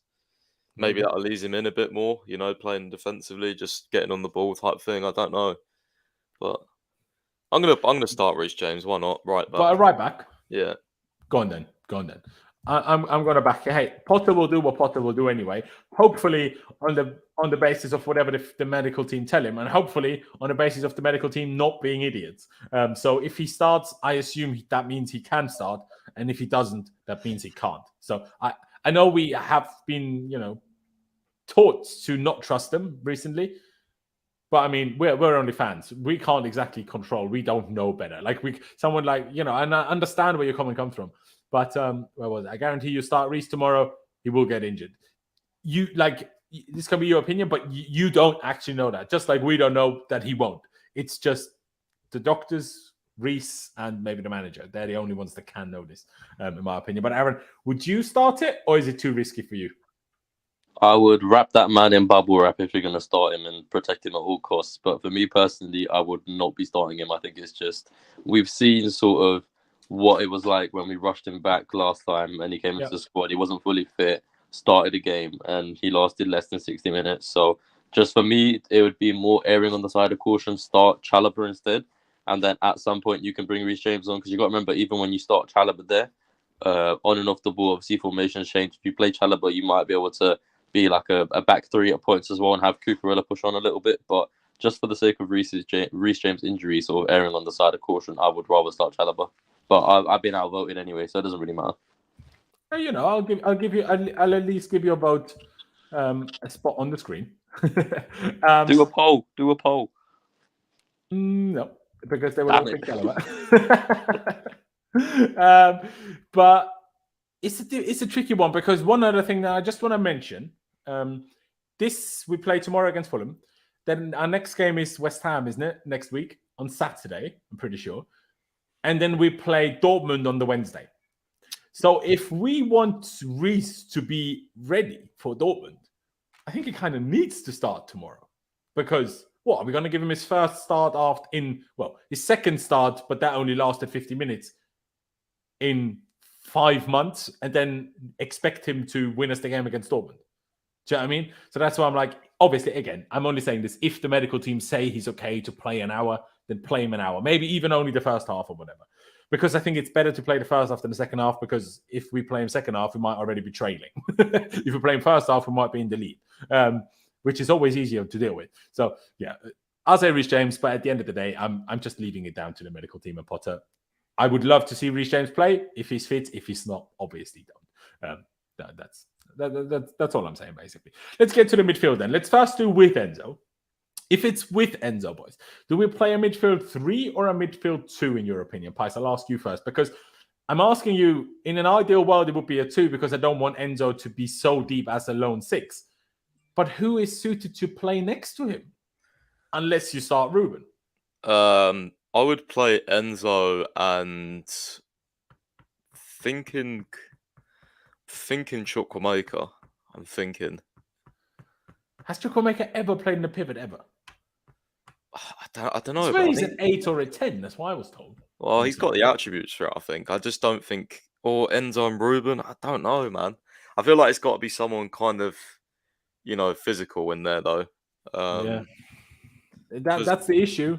And that's also the problem, because in an ideal world, in terms of types of players that we have, you play it as a 3 and have 2 8s in which they're just better as an 8. See, what I will say is the Athletic mentioned on the podcast. They said, like, they got asked. I can't remember what report it was, but there was 2 of them, and they got asked, where does Potter fit into this side? Where does Enzo fit into Potter's side? And what have you been hearing, type thing. And they said that Enzo, primarily for Benfica, played as a left-sided 6 in a 4-2-3-1, and they said obviously Potter plays that, so they said it'd be interesting whether that's what he's been brought in for. And they also said there was a report which said I think it's from David Ornstein actually, that Chelsea were looking for a Jorginho replacement before he got sold. So I don't know, man. I think the plan is to use him in a pivot. I don't think it's a midfield 3, honestly. I agree that that's the plan, but I don't think tomorrow we will go by the plan. Tomorrow we will have to go by who's fit, Yeah, but you've still got fit enough players to play a pivot with Enzo. Do you? Yeah. That's what I'm doubting, because Gallagher, we all agree, shouldn't be in a pivot. Mount shouldn't be in a pivot. Carney or Ruben, one of those. We don't even know if he's fit. You kind of have to go Ruben, but we don't know how fit he is, though. So, we will play Ruben, and then half the fan base will fucking slate him and, say he's shit again. But if he didn't start, we'd be worse, right? Because who else plays there then? I'd play Ruben and then bring him off after 60 minutes. I don't see there's an issue with that. And who do you bring on for him? Well, then maybe you change formation, but yeah, you could. I don't know. I've just it's also are you going to play a full 90 for Enzo on debut? Probably not. Yeah, I don't know, man. He's definitely. I mean, Felix would have played a full 90 if he didn't get sent off. Enzo's played this season, so. True. Well, I guess we don't know. Maybe Felix would have come off after 70 minutes. We'll never know. But yeah. Now, if it's like this, who would be your number 10? I know it says player 8 here, but who would be your number 10 if this was the pivot? It's going to be Mount, so he can drop back as well. It's going to be Mount. Yeah, not Gallagher.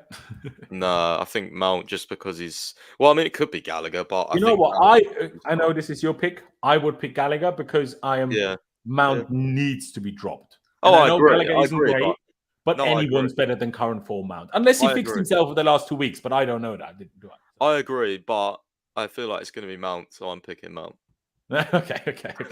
All right, Aaron. If Enzo does play, would you go along with this? Would you rather a midfield 3 with Enzo? What would you do? No, I like the look of this, but that man sitting in the number 10 would not be anywhere near my starting 11, unfortunately. Because would you play Havertz, Deepa, and Aubameyang up front? Absolutely. Okay, not even with a fear of dropping into to form a midfield 3. At least Gallagher could do that part. Okay, you make a very compelling argument there. I will give you that. Thank you. In that respect, it'll probably end up being Conor Gallagher, and then having we'll get into the front line after, but probably Gallagher just for a bit of energy in midfield as well. That'd be quite useful. Okay. I will also put Mount down as just to respect Pice's choice. But now I'm gonna throw it all out the window again and go because I would pick this. Now I would just agree with this. Gallagher, Enzo, and Loftus-Cheek. Whether it's a midfield 2 or 4-2-3-1 or a 4-3-3, then Number one, I don't really care so much. Number two, I don't think makes that much of a difference anyway. So, those three, regardless of whether it's one as a 10 or two as an 8. But what if there's no Enzo? Now, what are you going to do, Aaron? Not watch the game. Brilliant. But unfortunately, you're not watching the game, you're just picking the team.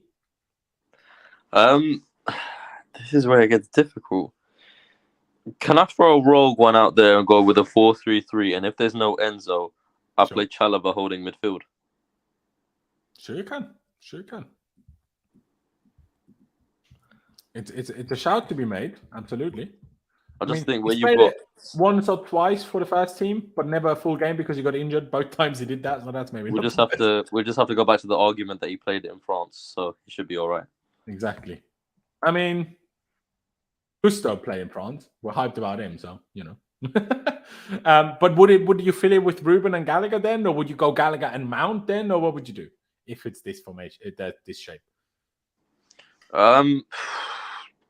The thing is, if you have Chalobah in the 6, then you're going to need a lot of legs around him, I feel like. So, in that sense, you probably would go Mount and Gallagher just because you need the legs, because Chalobah isn't going to do much of the running either. So, you're going to have 2 people around him pushing forward and back. So, it'd probably be Gallagher and Mount, as much as I don't want Mount to play.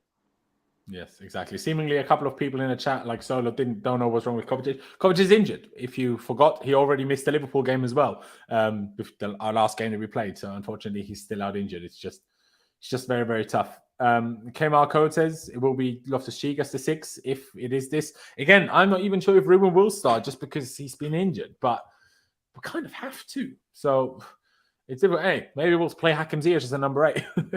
Pice, if Enzo is not there, who would you put in midfield? Would you put Chalobah as a 6? Would it be Ruben as your 6? And then who would be your 8, mate? It would have to be Ruben because I think he's got the most experience playing deeper. I generally do. I think he has to play there. Just keep it simple. Use your physicality to escape any pressure. But he'd need to play well. And it is a big risk. I just don't think it's worth chucking Chalobah in there or anyone else, to be honest. I just don't think it's worth that. I feel like Ruben would be a bit better. And then who would you put in midfield instead of Chalobah? My 8s would be Chukwuemeka and probably Mount again. Okay. I'll keep it as Gallagher. Although if Gallagher plays like he did against Palace, then Gallagher 100% because he played. No, that's my thinking. Like Gallagher deserves more to play than Mount at the moment, so that's why. Yeah, I agree. I hear you. Now, I will make a shout now. What I would do, and Chukwuemeka is actually a point, and maybe we should have mentioned him for the number 10 spot for that we only discussed Mount and Gallagher in a minute ago. But what I would play 4-2-3-1, just because I don't want to put Ruben as a single 6. I feel like that is just, if he's not fully fit and hasn't played, that's just, got disaster written all over it. I will play a double pivot of Mount and Hall. And I know Hall didn't look good at Liverpool, but that was one game he didn't look good in, and every other game he played, he looked great in. Now, I know those other games were in a different position. I'm aware. But if you're a talented 18-year-old, I'm not just saying, okay, you're not capable of playing midfield for one bad performance. Every single player in our squad has had one bad performance. One bad performance isn't enough for me to say, oh, you're not good enough. Oh, no, I can't play you. So this would be my midfield too. Again, I'm not saying everyone else has to pick this. This would be mine if Enzo can't play. Because they can, Hall is decent on the ball. I know his passing can sometimes be a bit rogue, but he's the one that has the daring passes. We know Ruben doesn't do those. Ruben can hold it and run with it. And then in front of it, now, honestly, I genuinely forgot about Chukwuemeka, which makes me feel terrible because I love him. He's also born in Austria, if people didn't know. Maybe then as a 10, I'd like to throw in Chukwuemeka. But I also, again, I feel a bit harsh in Gallagher. But purely because it's Gallagher's fault that Jorginho has left, I'm going to pick Chukwuemeka. I'm not actually don't mean this seriously as a joke. It's Gallagher's fault. Thoughts on what I've constructed here, guys? Yeah, I don't know if Hall could do that role. I'm not sure. He's very good on the ball. In the friendly against Villa, he played this position, but obviously it was a friendly. Yeah, it's not worse than anyone else has suggested. To be honest, I don't think it would be. Yeah. Did you see my explanation though, in terms of just because it's first game back in a while, it scares me a little bit to put Ruben as the single six, and I'm also, because I love Ruben as much as I do, I don't want him to be just exposed, right? So I want to protect him, and I think playing him as a single six is like just dangerous. Yeah, that depends how the game goes though, because of course. Like, we know, like this, I know Fulham will press and stuff like that, but if we get like an early goal, it could be quite I don't know, I expect it to be quite an open game. So I guess in some senses you wouldn't really want Ruben in a kind of basketball game playing six, but I mean, yeah. you could maybe you play Hall as left back and Cucurella in midfield. I know Cucurella has never done that probably, but his attributes certainly suit him to be there. Other than that, he's super small, but Lewis Hall's the same height, obviously. And again, not serious shout, but in terms of if you're like, okay, Hall struggles in midfield, well, then just put Cucurella there. Do you know what I mean? But no, don't. Yeah, I don't know. I'm just saying his attributes, he'd probably do all right. He can receive the ball under pressure, he can release it quick. So that's what I'm mostly talking about. Aaron, your thoughts on my concoction here in midfield, or are you heavily against what I suggested here? No, I'm not heavily against it, but I think just my big worry comes from having seen how Lewis Hall kind of got on the last time he played in midfield. It just, I get it was Anfield, but it did not move me one bit. It was not really a convincing performance. So I don't know about putting him in midfield, if I'm being honest, but it's just we're so void of ideas at this point, and we're stuck with options that we might not have a choice. So I'm honestly not sure. Literally, we've all three of us have picked different things, so this could pretty much go anyway. No, exactly. Did you actually, because I forgot, did you consider Chukwuemeka for the 10 when we were earlier talking 4-2-3-1? Would you pick him over Gallagher, Chukwuemeka, or would you go with Gallagher then, Aaron?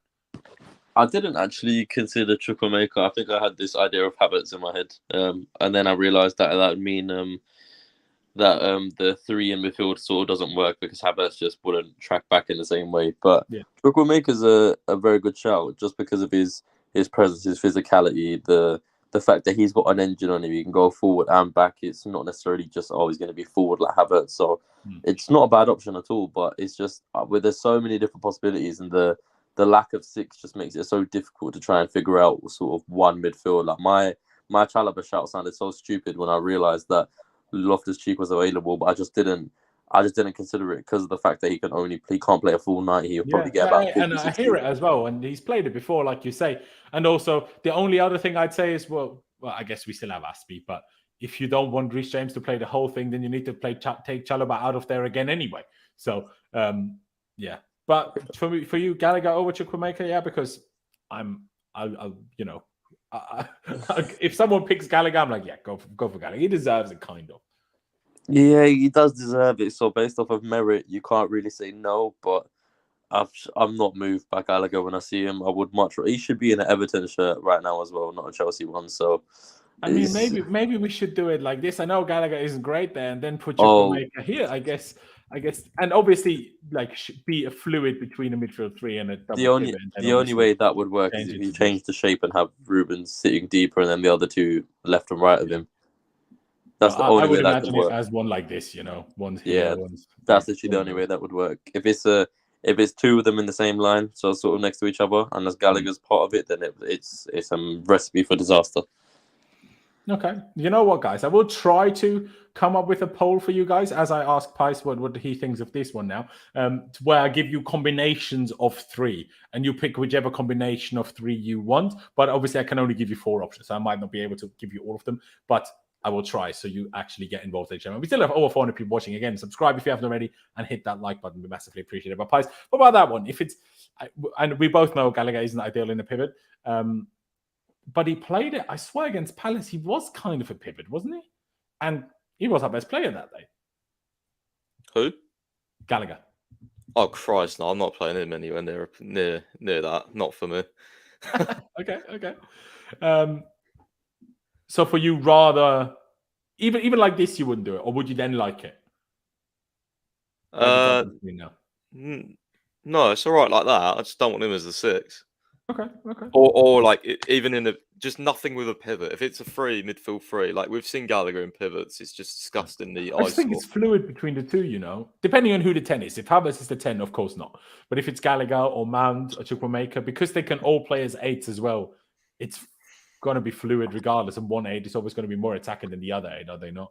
I just think at this point we have to pray to everything holy that Fernandez can actually play, because this is looking so difficult if you can't play. We really need him. We do. This is the problematic part, and the problem is we are not the ones that are going to decide it. It's going to be all down to the UK government. The worst thing is when we were doing this, I almost suggested Jorginho for the 6. Yep. What can I say, mate? what can I say? Sorry, I'm just trying to type out the options for the people to pick here. I'll pick Chalobah as 1 as well, I guess. And then you have... I'm not even going to give you guys Mount as an option, just because you're probably going to kill us if I put him there anyway. And then do I give it 2 with Chalobah? We have another one? I guess I'll go with that one. Just giving you guys a few options. Pick what you think's best out of those 4. If you don't like any of those 4, I'm sorry. But just pick whatever you prefer. Either Ruben, Hall, and Gallagher, Ruben, Gallagher, and Chukwuemeka, Chalobah, Gallagher, and Chukwuemeka, or Ruben, Hall, and Gallagher. Whether that's the midfield 3, 4-2-3-1, and one of them is a 10, imagine it however you want. Again, I think it's probably fluid regardless of whichever way you pick. But now we get to an area of the pitch that's a lot more fun. Oh, private message, is this important? Back in a second, no problem. Now we get to the fun part, because here we actually have some good players now. So I am very excited. I'm sure we're all going to be in agreement. Mudryk, left wing. I cannot wait to see him start. And then my question is, I assume Sterling won't start because we have players there. So why would you play him immediately if he's not ready for 90? That would be silly. It's what we haven't actually talked about today, and I guess we might as well talk about it now. One of the worst polls of all time. It's true, Harry, but what can I flipping do, man?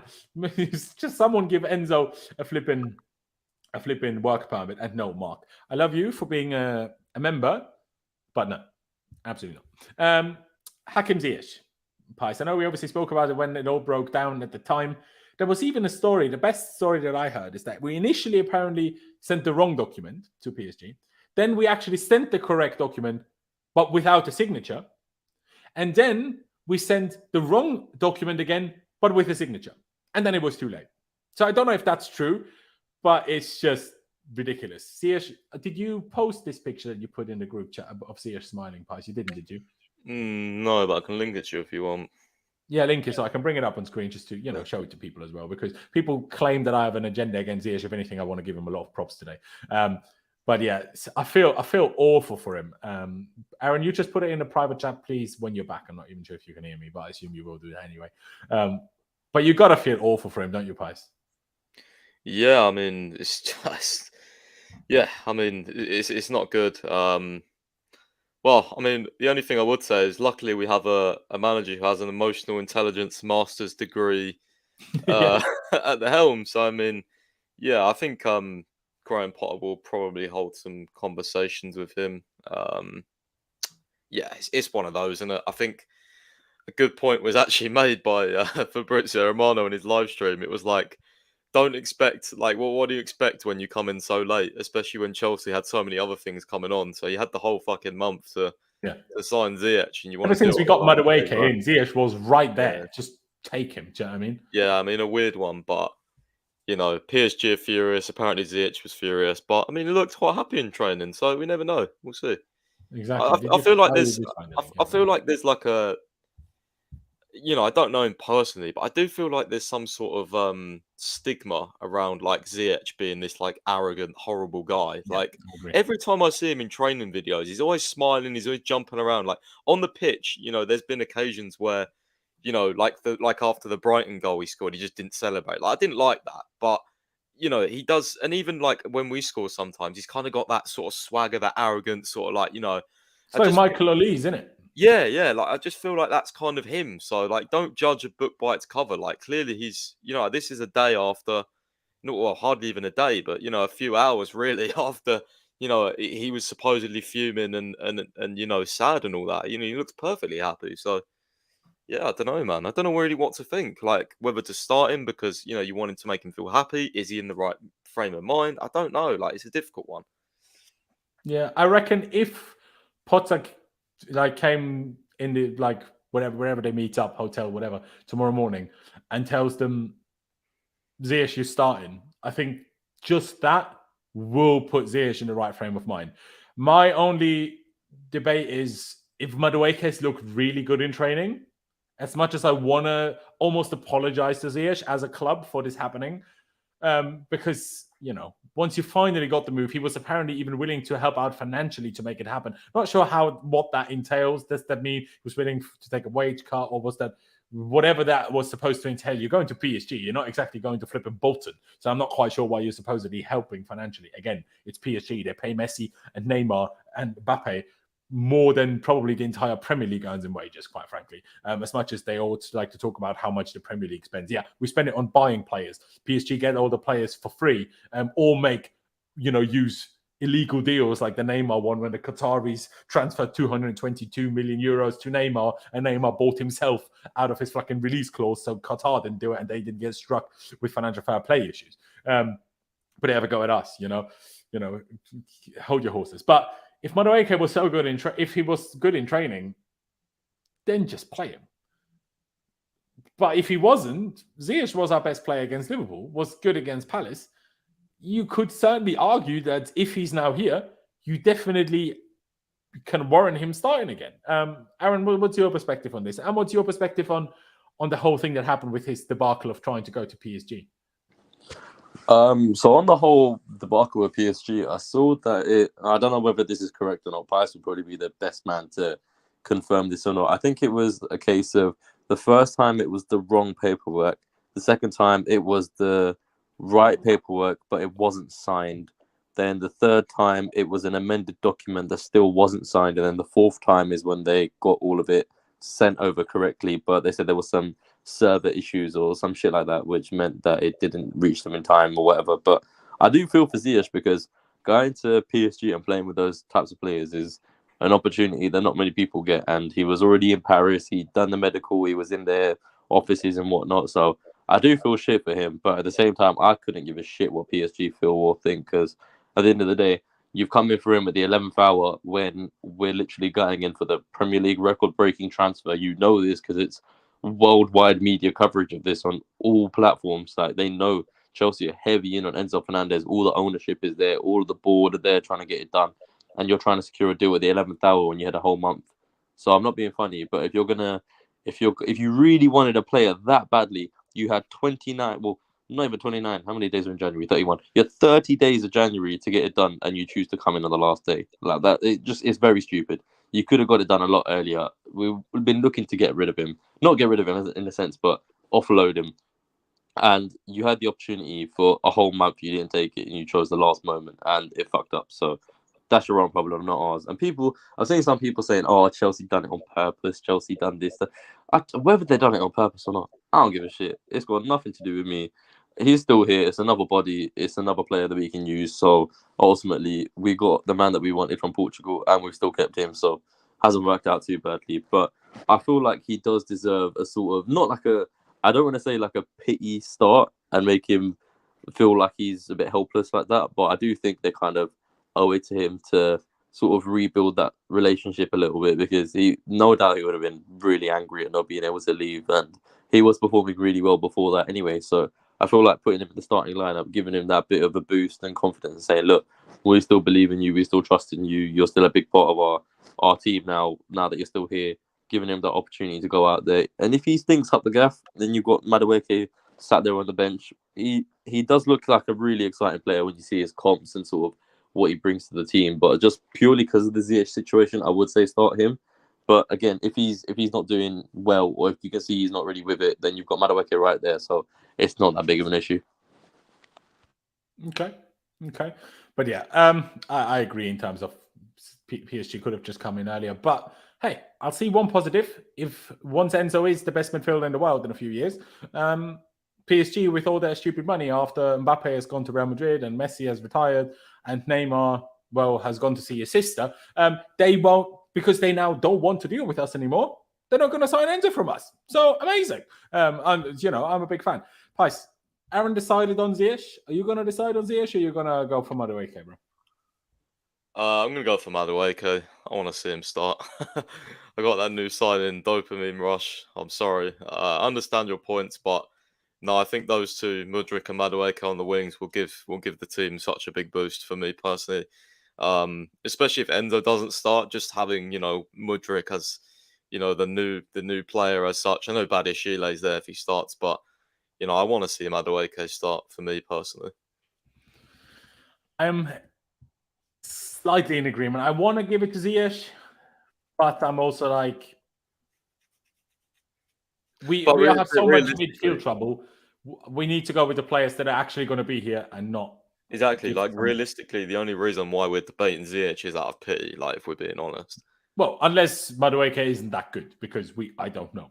I've seen combinations. I haven't seen him play otherwise, so I can't judge. So if he's been good in training, obviously start him. If he's looked a bit meh, then you might as well give Ziyech to go. But I'm going to cross my fingers and back him that he's not meh, that I'm going to start him. But I will still, a pity age said we'll keep on screen. Up front, Aaron, are you going to be crazy enough to pick Aubameyang? David, that's your 4-1. No, I'm joking. No, I'd probably go with Kai Havertz. I mean, he's not exactly great, but he's been okay as the last couple of games. So I don't think it's just Aubameyang's just. I feel like I said it in the group. I think this second half of the season, with the players that we brought in, I think Aubameyang will be a lot better. But I do think it's going to be a case of just letting the new boys settle in just a little bit, find their feet. And then once they do, they're a lot more creative. And that's what Aubameyang thrives on, when he's got that creativity around him to be able to create the chances of him. I think he is going to do well, but I would go with Havertz this game. Fair. I would agree. Pice, would you agree? Well, the team I sent in the chat last night, I actually had Havertz as the 10 and Aubameyang up front. But I mean, if it's like this, I'd probably would pick Havertz just because I think it'd be a bit more fluid. But I'm never too angry if Aubameyang gets a start. So. Well, we can't go for Nkunku yet, can we? Nope. Unfortunately not. No, we could try. He's also still injured, so I'm not sure if what Peter's saying here is necessarily correct, but I'm so confident it will be those three that I don't like. I think people are making way bigger of a deal out of this than it should be, because it's gonna be those three. Just deal with it. Yes, it's poor for Badiashile, but it's what it is, man. But did you see the guy on Sky Sports? I don't know who the hell he is, but he was running down. He was going through apparently how Chelsea can have all of them. Aaron. It's not true. I hope that wherever he's employed, I assume it was just freelance job for Sky that day. But wherever he's employed, he better get sacked. Because that's ridiculous. You go on Sky Sports and just be wrong. You can't put that out on Sky Sports of all platforms. It's just one of the biggest sporting platforms for football, and you're saying shit like that. Get it wrong. Like, that's unbelievable. I mean, they do the same thing with all our transfer. They say we spent everything, including add-ons. I'm like, well, we haven't, because the add-ons might not get activated. You absolute clowns. I honestly if it wasn't in a potential job opportunity in the future, I would slag them off every day for the rest of my life. They're so bad. English Sky is so bad. It's actually an embarrassment, quite frankly. The only good person on that whole thing is Gary Neville, and he's not even any good. Do you know what I mean? He's a prick. Yeah, he's been involved but he's been involved in tactics at least, which the others don't. He's been involved in a little bit of controversy on Twitter. Sorry? I said Gary Neville's been in a little bit of controversy on Twitter today. I'm not sure if you've seen it.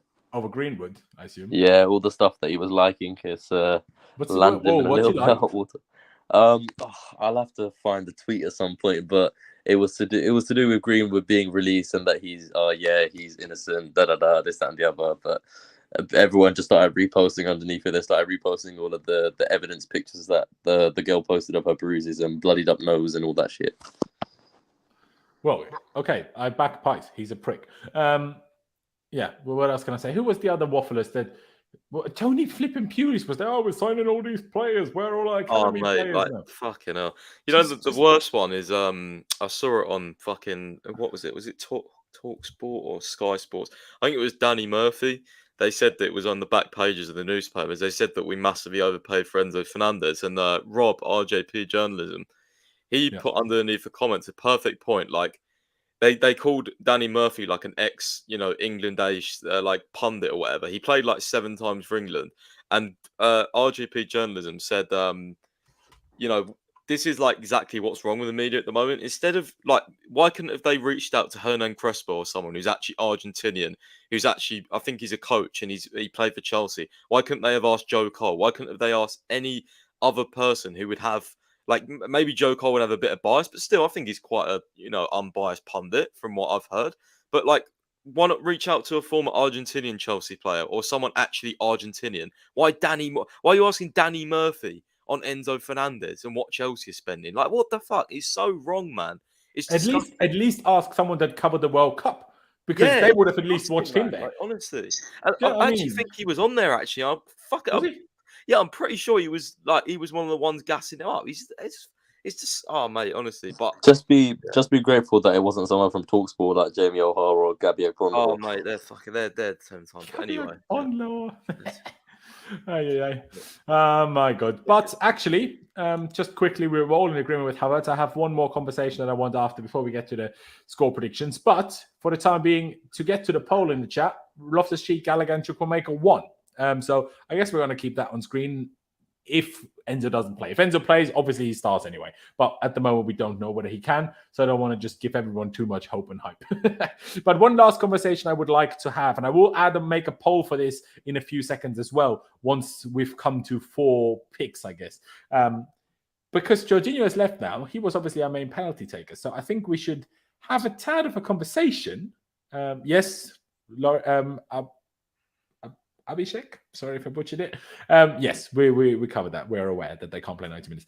Who should be our new penalty taker? Kepa. I think I tweeted out Havertz was practicing a lot in training from the pictures. You said that. Someone in the chat said it earlier as well. But should it be Kai Havertz, Aaron, in your opinion? Who would you pick if you had to pick one? I'd look more towards the players that have already been here and not a new signing. And the kind of names that would click with me most is either Kai Havertz or Reece James. Reece James, because the way he strikes a ball and sort of just the confidence he has, that's something that you really need over penalties. And Kai Havertz more because he has taken clutch penalties in the past, and where there's been a lot of pressure on him and he's buried them. So it's just, with someone like Mason Mount, his penalty record is horrific from what we can remember from cup finals. So I feel like the pressure and the occasion might get to him in that sense if he had that responsibility. But there's a few names. I'm not too sure out of those two, but it'd probably be one of them. I don't know if you have any other suggestions, but I think those are the two most logical ones.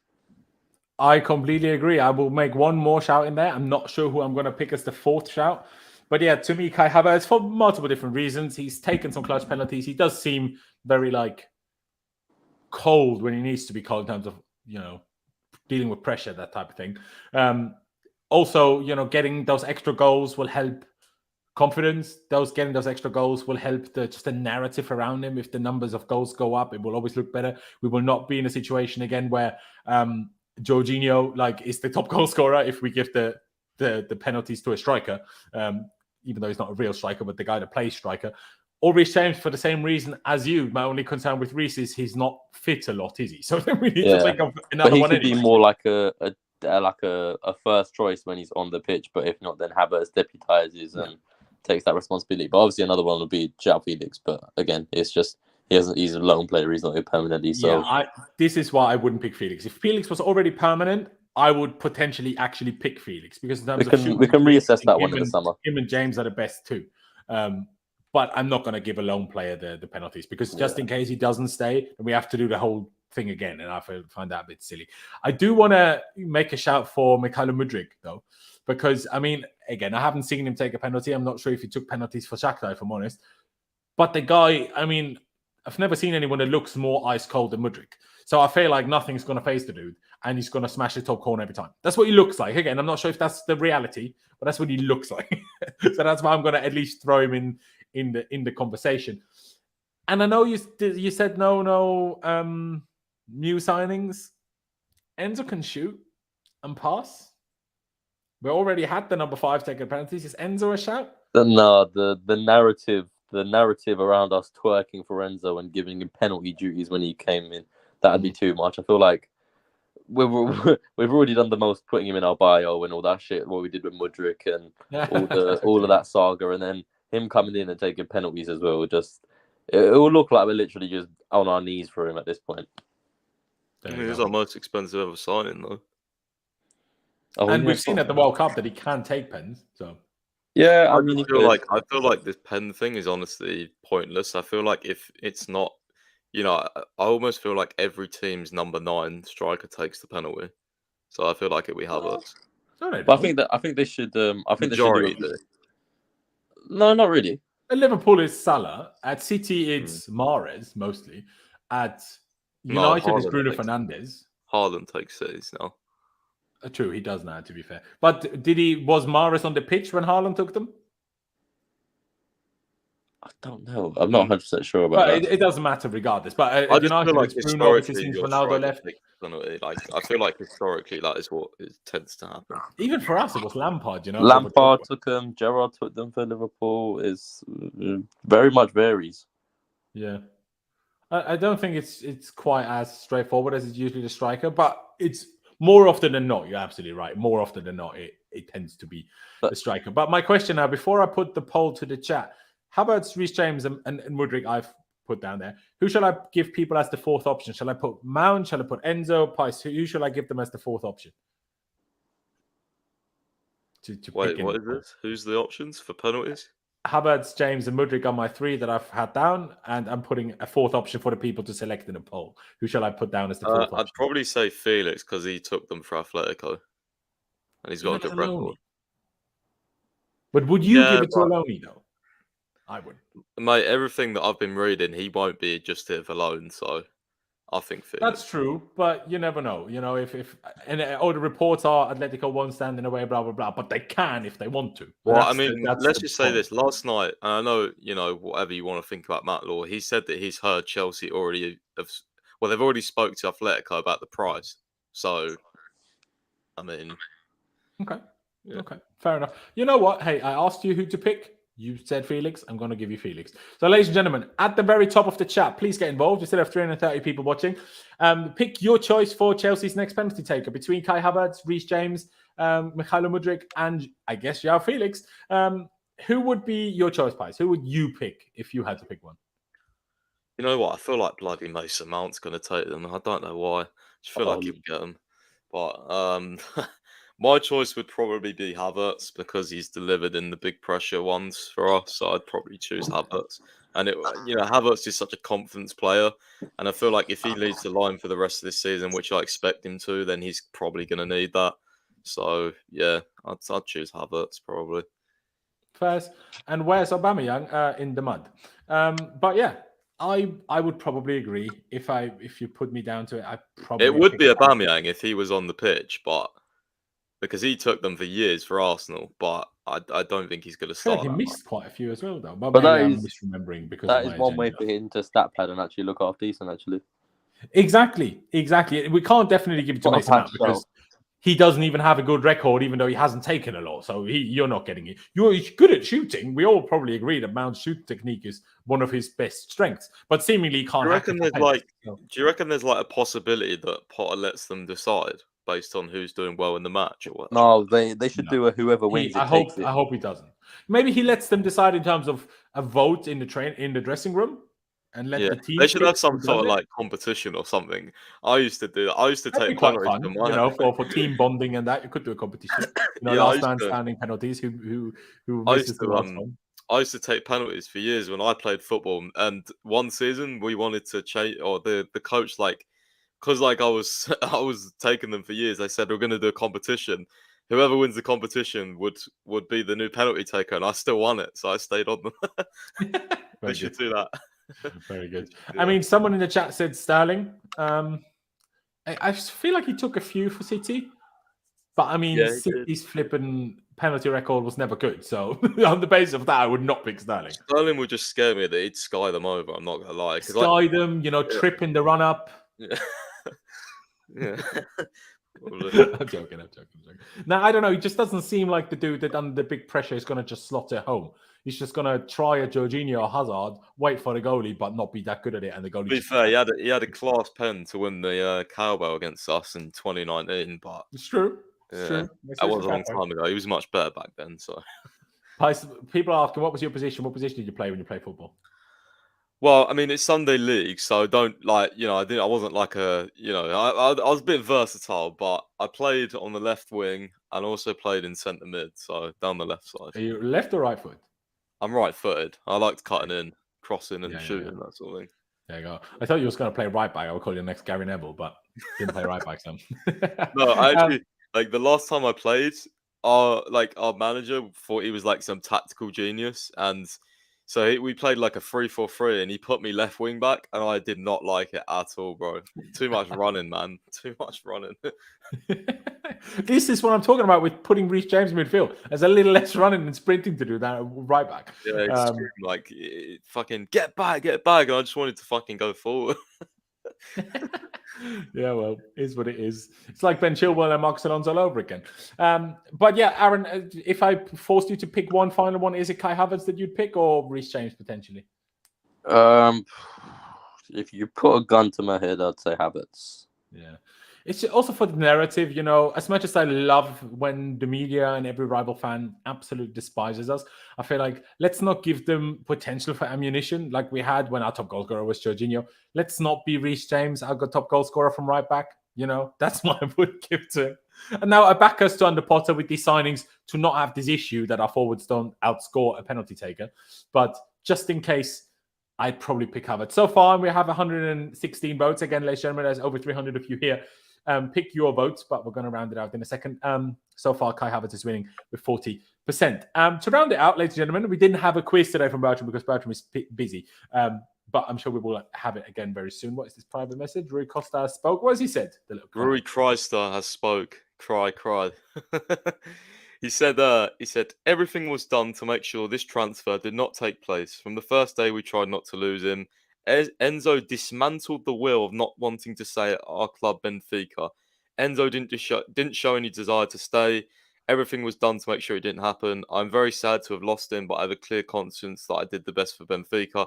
Then he said, I even proposed to Chelsea that he stay until the summer for a lower sale price, which was actually reported by the Times. Yeah. Then he said, the player, however, even so, did not want to continue. And this is where everything changed and we had to sell immediately.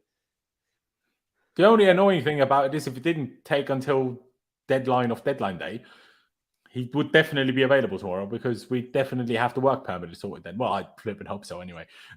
So, Rui, you still ruined us. You might be robbing us of points tomorrow, you little clown. But cry more, quite frankly. But thank you, Pies, for that. On that note, score prediction for tomorrow, mate.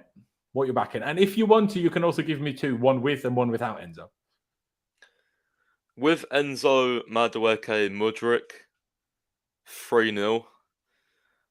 Without Enzo, I'll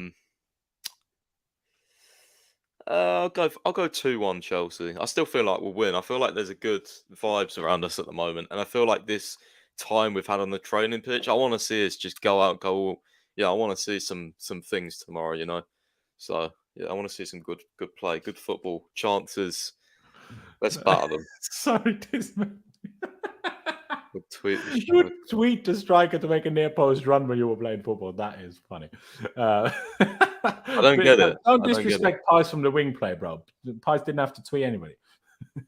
I don't get it. Yeah. What's that comment mean? I don't get it. Well, just because you always tweet everything, right? So instead of shouting, a near run post, you tweet them. No, bro. Our striker was fucking rapid, so he always made the runs anyway. There you go. Fair play. Aaron, score prediction. If you want to, you can also give me two different ones. Nah, there's no need for two other ones. I'm not gonna do the tomfoolery that I normally do and go for some crazy ass scoreline because that's bitten me in the ass one too many times now. But I'll go for a 2-0. Nothing extravagant, just comfortable. Okay. I will give you two. I will say, I'll say 3-1 with Enzo, 2-1 without him, because I feel like Mitrovic would probably get a goal regardless of who plays. Just it's Mitrovic. So I feel like the clean sheet record of Badiashile might, and I also feel like it might be Koulibaly that starts. So, that's where the goal we concede comes from. Not because necessarily Koulibaly's mistake, but just because it's not as great as Badiashile. But yeah, ladies and gentlemen, we've gone for nearly 2 hours. Earlier with Tom and Pice, and now with Aaron in the end. Big shout out to everyone that has joined. Shout out Pice, shout out Aaron. Please do follow Pice on Twitter. Check out his website, ChelseaFC365.com, for any other news that we still get. Lauren, yes. Rui Costa's really crying, man. What's he said? Go on.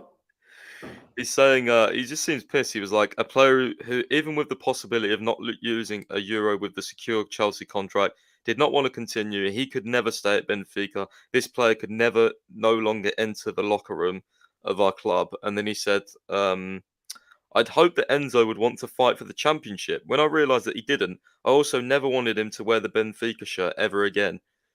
So why did you flip and take so long to sell him then, you absolute clown? Get in the bin. Do you know what I mean? But at the same time, he's president of Benfica. Of course, he has to say things to appease Benfica fans. I'm not sure if you guys noticed, but Enzo disabled comments other than from people he follows and verified people on his Instagram. So that will tell you Benfica fans are not happy with him. So I guess Rui Costa has to say those types of things now, but still funny. Do you know what I mean?